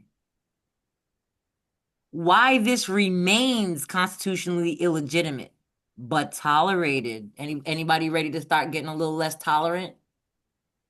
None of this blue No. hair, let's love everybody bullshit, okay? Oh no. But let me just read this first part here, Malika. It says in a certain, I just shared that part of the chat in the chat. The Supreme Court held that when Congress delegates regulatory authority, it must provide intelligible principles to guide the exercise of that power. The standard has been interpreted broadly, and few statutes have been invalidated under it. But then it says the court applied the doctrine in a case, striking down a New Deal statute for granting President overly broad authority to approve industrial codes without clear congressional standards. They tried it. They always gonna try it. And some of us get in our feelings when they try it. Go ahead, bro. No, it says Congress again the court concluded that Congress is not permitted to abdicate or transfer to others the essential legislative functions with which it is thus vested. We're gonna have a whole next conversation about how that non-delegation doctrine, Doctrine, as it relates to the Federal Reserve. Who's ready for that conversation? Dun, da, da, da. Jekyll Island. Yes. It's right here, by the way. We're gonna talk about it on Friday, right here. Right here. We're gonna talk about it. Right there. Okay. Yeah, right there. Okay. So let's wrap this up. Why this remains constitutionally illegitimate but tolerated is because all of y'all tolerate it, and all of y'all think, you know what I'm gonna do? I'm gonna become the king of Zamunda and talk down to everybody, and that's what's gonna make it better. I'm gonna tell y'all, you're not in your executor office of person, and that is your problem. Hey, Malika. Mm-hmm. Just started looking at something today and I haven't really dug into it, but I think you might be interested in it too. And it's this whole concept of the sovereign wealth fund. And if you kind of take a look at it, it is to basically start to concentrate the powers and the money to each state, as if to maybe create, I don't know, like a Europe where states are considered. I don't know what that means, but if it has anything to do with the structure of government, respectfully, I don't care. I don't actually care what they're doing over there. My whole thing is leave me alone. I don't know about everybody else, because some people like getting, into all that stuff, into whatever the government got go. I don't care. Leave me alone. All that fraud and shit that's going on in Minnesota, I actually don't care. That's what the taxpayers get, because that's what they actually want. And I'm not convinced that they don't. They want to just throw their money to the government, close their eyes, and everything goes perfect. They don't want to have to enforce nothing. They don't want to have to know nothing. They don't want to have to know how to sue nobody when they don't do what they're supposed to do. I agree. 100%. Okay? 100%. Seems like it is going to make being left alone harder. It depends. And they don't want 1, 4, 4, 1, 2, 4, or 6 back either. They don't care. Yeah, they don't want 1, 2, 4, and 6 back. Right. They over here going, oh, can you legally do that? Well, why have you looked into why you're paying them? Well, no, I just do it because I'm a slave. Okay, well, stop talking to me. Stay where you are. Because I told you guys before, what I learned from network marketing is go fuck yourself. Because nobody's going to be like, could you believe Malika was trying to help me make extra money? Could you believe she was trying to get me into start that business? Could you believe Malika was trying to tell me how I could improve my life with making small changes? That's why I stopped doing coaching for health. I stopped doing all of that because most people do not give a fuck. Be like, how dare you? Yeah, how dare you try to help me? Well, then keep eating McDonald's then. I don't care. Keep eating Arby's. Keep not knowing what the heck is in whatever you got. Y'all already know I don't even do the grocery store. I'm out here trying to figure out how we can get our freezer over to our son's house, okay? So that we can start putting back our farm stuff over there. Okay, I gotta stop myself from ordering the next half beef from the farm right here down the street because I don't have nowhere to put it. I'm not messing with this. And anybody anybody who cares, they're gonna find it. If you care, we're in the internet age, guys, information age. If you care, you will find it. I don't even buy herbs from the grocery store. I grow all my thyme, all my oregano, all of my rosemary, all of my sage. All my pumpkin seed oil. Anyway, so the Constitution does not become flexible because enforcement is convenient. The Constitution does not become flexible because enforcement is convenient. a lot of things being updated constitutionally at the state level. I know in Alabama. Yeah, but updated does not mean constitutionally, approved. It's not that doesn't necessarily signify a sort of convention that can actually change it. All it is evidence of sedition and or treason, and we already know how to handle that. Clickety clack. Are you ready? That's the only thing that matters. Is you ready or is you ain't? Hey Maria, we were just talking about you earlier. Indeed. No new rules. No new rules. Just like homeboy said, no new friends, no new rules. No. Okay? Structural limits are not optional. Do you see this with your own eyes? They are not subject to balancing. You better get out of here with that. And they are not dependent on efficiency because the constitutional structural limits exist in order to restrict the government. And they don't get to claim flexibility to make things bendy. This is why modern justices openly acknowledge the problem. Gorsuch. By the way, guys, if you go to my shop on this account, you guys will see the Gorsuch book has been added to my shop. So if anybody wants to pick up the Overruled book or any other book by Gorsuch, check out my shop right here on TikTok. It's a good book. Gorsuch calls modern delegation, which is not delegation at all, unmoored from the Constitution. Where you at? Where you at, Freedom? Stolen land. Unmoored from the Constitution. Boy, that's unmoored. Mhm. Unmoored, Mhm. which means not attached. Correct. You took out a piece of earth and made it a moon. Well, that's in REM, unmoored. You just over here lying, Hassan. I'm just kidding. I know, right? Hassan. Thomas questioned the entire administrative state's legitimacy. Do y'all see that? And these are the Supreme Court justices questioning the entire administrative state's legitimacy, the whole thing. And some people don't like that Thomas? guy. Yeah.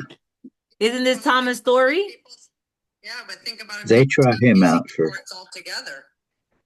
No, that's not what's supposed to happen. Courts are there to administer actual discrepancies. It's not that they are not supposed to exist at all. But the question is, what is their function and how to restrict them to their function, their original function, and not allow expansion. That might be Clarence Thomas. If people don't feel like they get justice in them, then they will stop using them. I'm okay with that too. We could pow, pow, pow. That's why that lady judge was like, I don't know the definition of a woman because baby. It's not my place to determine that definition because I'm part of the judicial, right? Yeah. It's not written anyway in the legislature what the definition of woman is it? Thomas was the only one I didn't get an oath of office for. But none of them were valid, though. They're all just employment applications. This is why modern justices openly acknowledge the problem. Now, Thomas said that. Roberts says shifts doctrine to avoid direct confrontation. Major questions. That's part of the problem. Yes. So what does that line say right there? They know the foundation is weak. They know it's weak, Anwar. They know. That's why they're afraid when we actually frame. This is what makes the proper framing of our allegations or even defenses more important than ever. Hey sis, did you check your messages? It was done this morning. Yes, I saw. I answered you back in that other chat, but then that live got crazy.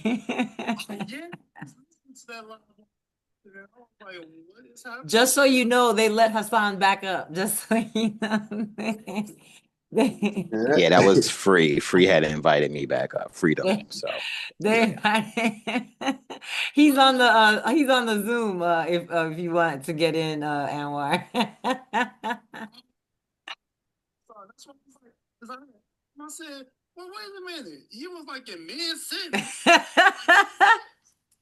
It happens like that sometimes. It happens like that sometimes, man. Yeah, I know, right? Now I wouldn't have let you back up a sign because I know you're gonna destroy it. And I'm glad that we got so many witnesses of us of our attempts, because that's what I prefaced the beginning of this particular conversation with 3 hours ago, letting them know we were attempting to reach a brother. But it's kind of like the people who are actually learned can see that he's still new, but he figured that he's just gonna keep parroting his um misappropriated comprehension over and over and over, and that's somehow going to show that we are who is not comprehending what he's saying instead of what we were saying, which is we do comprehend what you're saying. That's how we know that you must be new to the space, and the issue that he was having is a false presumption, and therefore nothing could be built off of that. So he kept looking at it as, you guys are just interrupting me. You're not listening to all of what I'm saying. And we're like, but if we're calling out your basis, your presumption, so why we gotta listen to the rest of what you're saying to bring you back to the beginning to tell you, well, you started off wrong. Foundation is weak, man. The foundation is weak. So we're going to stop you at the building of the foundation before you start throwing up the walls, to tell you if you don't shore up your foundation, your walls will fall. He's like, Yeah, but you're not most letting me finish the whole house before you tell me that my foundation is crooked. Okay, go ahead and build a house so it can fall down on your ass. yeah, most people in this law space, I think, are looking for confirmation of what they've studied so far. All right, have a good night. And Then so that's what y'all, you Dr. Honey know, said in the chat. She was like, oh, I thought he was asking a question, but if you listen more, you can just tell that he wants confirmation of his bias. correct. Yes. I think people be tied to like how much time they put into learning whatever they learning, even if it is wrong. So and then they be around a whole bunch of yes men going Yeah. along with what they saying, and then when somebody hits them with the real shit, then they just can't handle You that just shit. ain't hear me. You just ain't hear me, bro. You keep cutting me off. Like, if you say 1 + 1 is 7, do we have to wait till you get to the end of your equation? Somebody tell me. Are we being Absolutely. rude if we say objection? What? From your very first 1 + 1 is 7? Should we wait till you get to the end of your trigonomic equation or your geometry or whatever it is you're trying to do? And to be like, well, if it was chemistry, it would blow up in your face. Do we have to wait till it explodes to say No, something? because we don't want you to unmoor from the Constitution, man. Especially if it's gonna take us out because we in the same room, right? He actually thought he was schooling me. Well, you won't let me finish. Like, bro, you started off with 1 + 1 = 7. We have to talk about that. Yes. And because I kept listening to him, and it's like, and that's why I was typing. I said, bro, they're trying to help you. I was like, you got to settle down for a moment and don't let pride overtake you. Just listen. And It's not that I'm not listening, and I agree with everything you're saying, but if I incorporate the all caps name, right, then I'll be able to show them that I know how to operate private, public, public, private. Like, what? Objection, hearsay. But Yeah. then he just got out the mental asylum, right? So what you expect? Exactly, ASF. Wow. And that's the other thing. I don't know if other bro is in the chat, but he realized while dude was still talking that all of us need to start claiming incompetence more often, because he didn't have no fight for real. Just get to anyway, let's move on. The precise answer to your question is, what grants court the power to replace or invent where it is forbidden by original intent and constitutional restriction? This is the question. What's the answer? Nathan. Nada. Nothing. Nathan. This is why they're afraid. What occurred was judicial recategorization, pragmatic accommodation, institutional preservation, and justified necessity trading. We didn't even make it to Article 1, Section 8, Clause 18. They were like, we ain't care. We just gonna say it's necessary in order to preserve our institution, even if it comes at the expense of constitutional fidelity. Our expense. Our expense. And maintained by precedent, which is why when those dummies keep saying, well, what case law? What case? Shut up. Shut the hell up. The Constitution trumps all of that. Don't talk to me about your case law if it goes against what the Constitution says, especially if the cases that you're showing me is post deference. Correct. Absolutely correct. Oh, I'm sorry, Hassan. No, you good, bro. Go right ahead. Correct. Go ahead, bro. Oh no, I was so that's a new term for me, right? I'm not afraid to say when I don't know something. So post deference does that mean the deference doctrine, the deference, the Chevron deference? So pardon my ignorance. Okay, the Chevron deference has just recently been overturned. The Chevron deference is what the courts used post New Deal to defer to agency decisions as opposed to exercising their judicial authority, in effect violating the separation of powers. And it was just recently overturned in 2023. Everybody needs to look it up. Look up Chevron deference. If you take nothing else away from this conversation, look up Chevron deference, new people.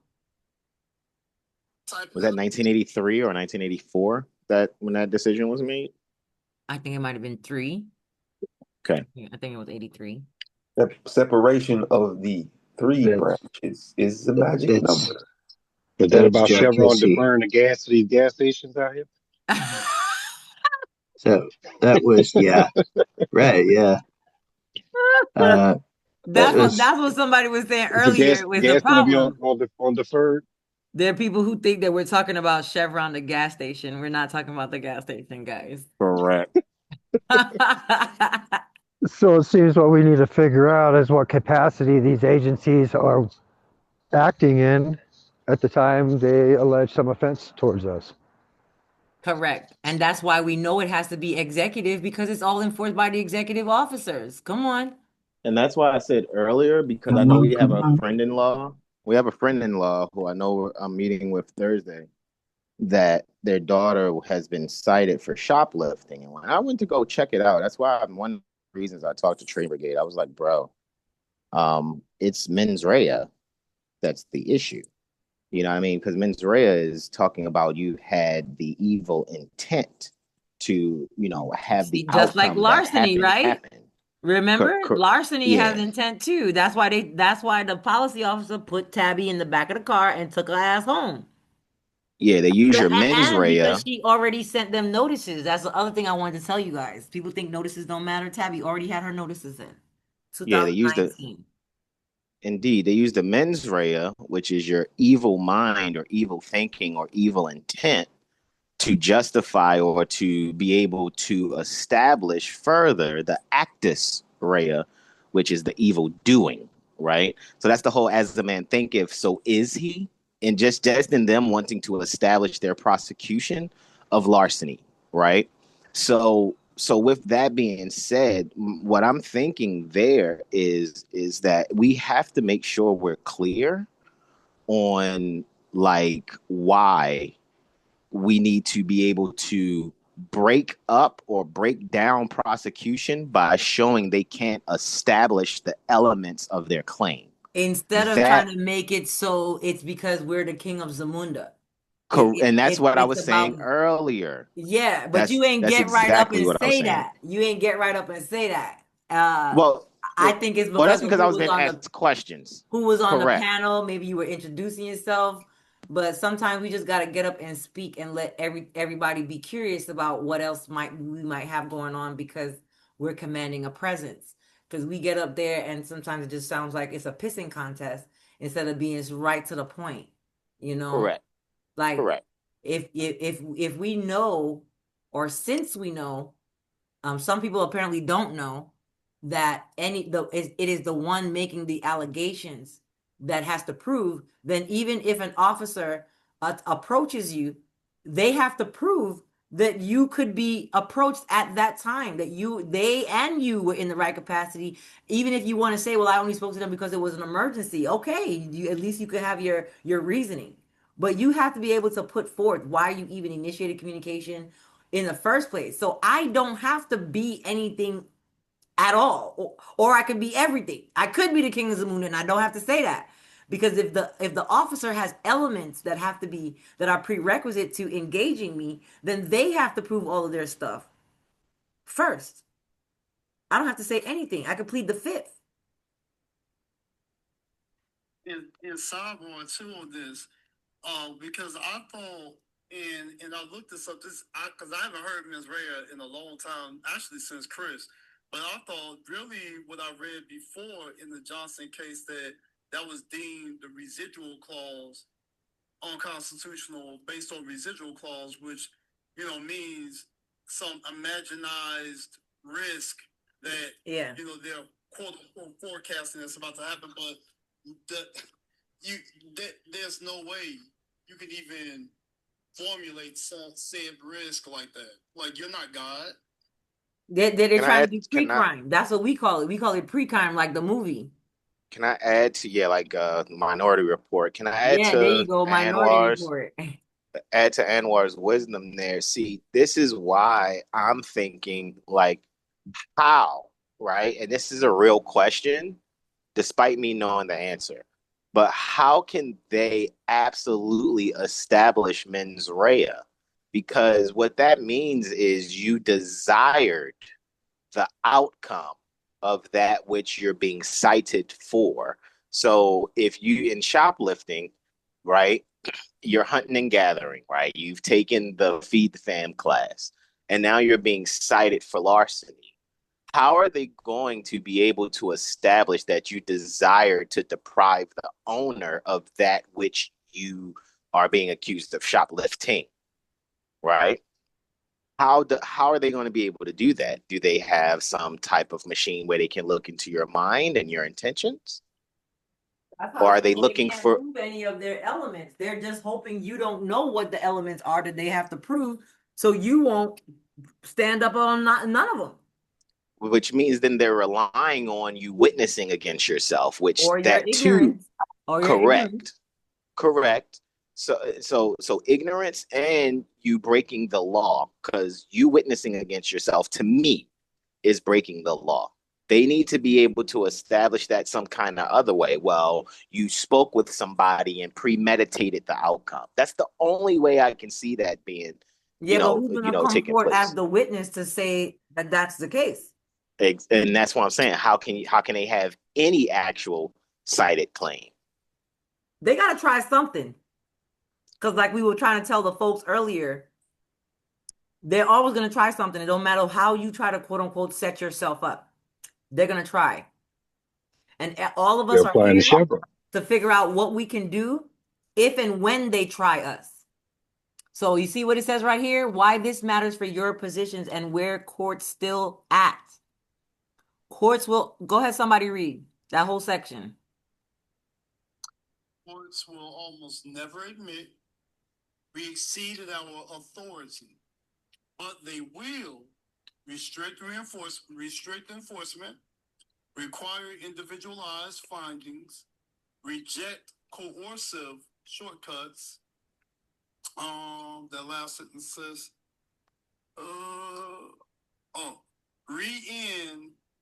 in administrative punishments. That's how correction happens without collapse. This is why the bot was telling us what they're telling us. The bot is trying to show us how to make corrections so that they restrict enforcement, require individualized findings, reject coercive shortcuts, rein in administrative punishment, because they don't want to collapse, even though they should. Word. E.g., the framing is what gives them a way to wiggle back into their constitutional bind. When our framing doesn't reflect that we comprehend what the heck is going on, they use it to jump through. That's what we are witnessing. Hey, Malika, let's speak about prosecution misconduct too, because once you put them on notice, then and they know they had no probable cause, they couldn't prove the elements, then that is prosecution misconduct once you put them on notice. Absolutely. And without us having to bring a suit, some of you maybe remember when the district attorney brought a prosecutorial misconduct against another district attorney.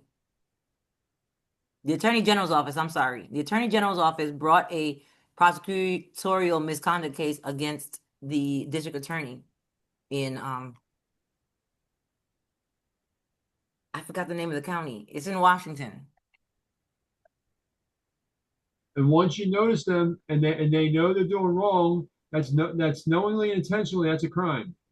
And that's how we can prove mens rea and other type of intent. Exactly. So I do have a question regarding that statement. Which statement? With pertaining to once you notice them, if they continue to do it, it's a crime. So in the case of like the water people, if they were to cut again, then that will be criminal because they already received a notice. You can't make something criminal. You can't make something criminal. It has to be that way from the beginning. Okay. There must be a corpus delicti, right? A bodily injured party in order for it to be even considered a crime, from my comprehension. It's got to be bodily injury only. Yeah, I was just trying to clarify Yes, the point or in my else brain. it's Like, even yeah, sometimes with bodily injury, it could still be considered civil, not criminal. Okay. Okay. So that's why earlier today, when I was speaking with Trading Brigade, he had brought up like that's the reason why even before, getting into certain things that we'll get into, if you want to acquire something, right? You want to go hunt and gather, right? And you know where you're going, then send a notice of intent because that notice of intent will neutralize the mens rea element provided you are cited for larceny. And that's exactly what happened with Tabby. She had already sent her intent, so they couldn't make it criminal after the fact.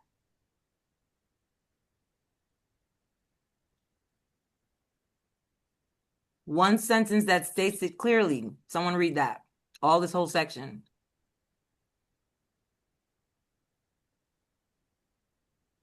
If you ever need to say this precisely, the Constitution grants no authority to dilute or replace the non-delegation doctrine.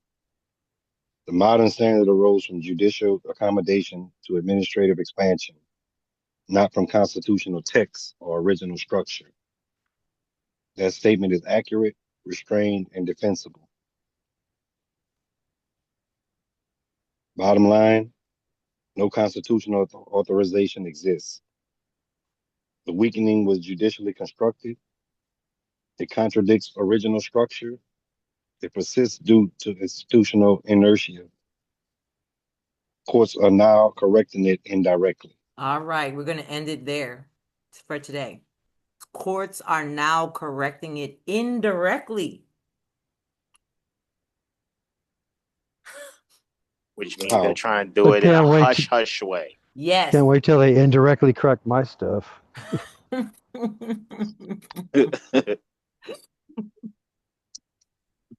Indirectly. Any questions, comments, emotional outbursts? Yeah, I was going to add to that because I'm seeing that here. You see on Facebook a lot in some of these counties, they're now doing no bail.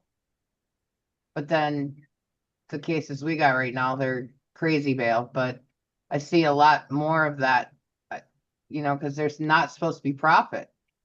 So I just wanted to add to that because I think I am seeing some of that correction, but I don't know. It's just kind of crazy because some of these bails, it's like they used to be super high, but now they're zero. So that's the argument for the injunction, huh? No bill of attainder, no ex post facto law. Yeah, They did but I all am of that. seeing it. Anybody else?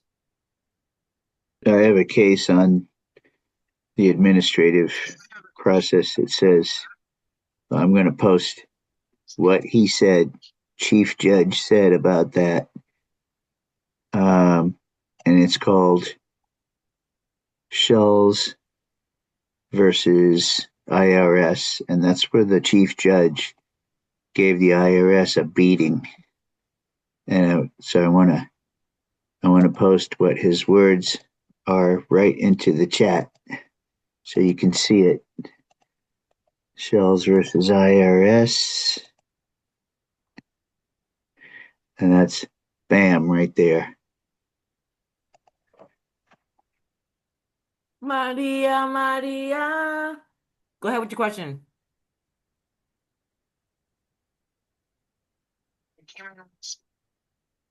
We have a crisis over here, and I said the person to talk to is Malika. She's gonna know what to do. Uh-oh. It's not for me, it's for my very dear friend. She's got a mortgage issue going on. I don't know about mortgages, but I know you guys do. She just needs the book. She needs to go into foreclosure, so. She needs to book a consultation. And I just put in the chat a brief analysis of the Chevron deference, and I put it as a Google Doc for all in here in Zoom. So before Malika ends the live, maybe you guys want to save that link so that you can go and look at that Google Doc.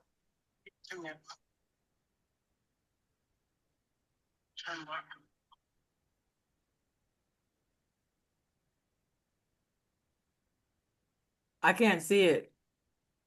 Okay, I see it now. Okay. Gratitude. I see it. Get to know the Chevron deference, guys, for sure. I got that one.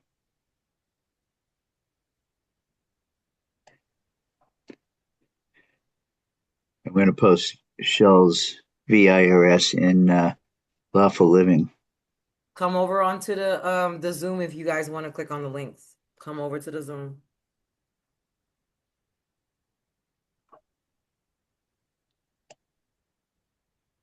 Got that one. Okay. I know some people are studying the Chevron deference. That's why they came off the live. Yeah. Okay.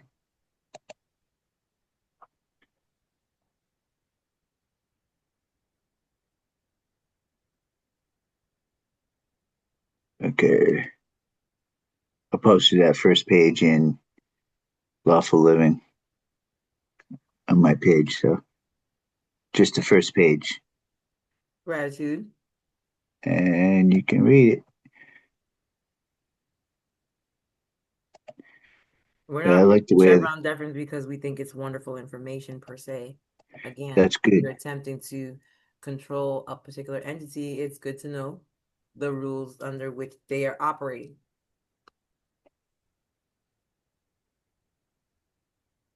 Gratitude, Pneumatic.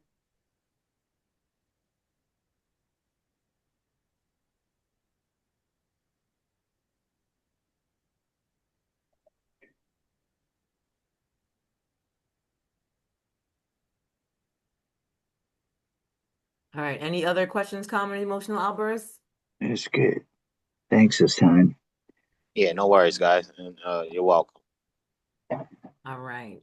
So gratitude for everybody, especially that you guys stayed overtime over an hour and a half here on Zoom. I know we usually wrap it up in about 2 hours, but I hope it wasn't worthwhile for everybody who stayed. Y'all already know it'll go up as free content eventually on our YouTube page, so you guys can watch the whole thing from the beginning. And until next time, peace, y'all. Peace and love. Blow your skirt up. Courage, Peace. everybody. Peace and courage.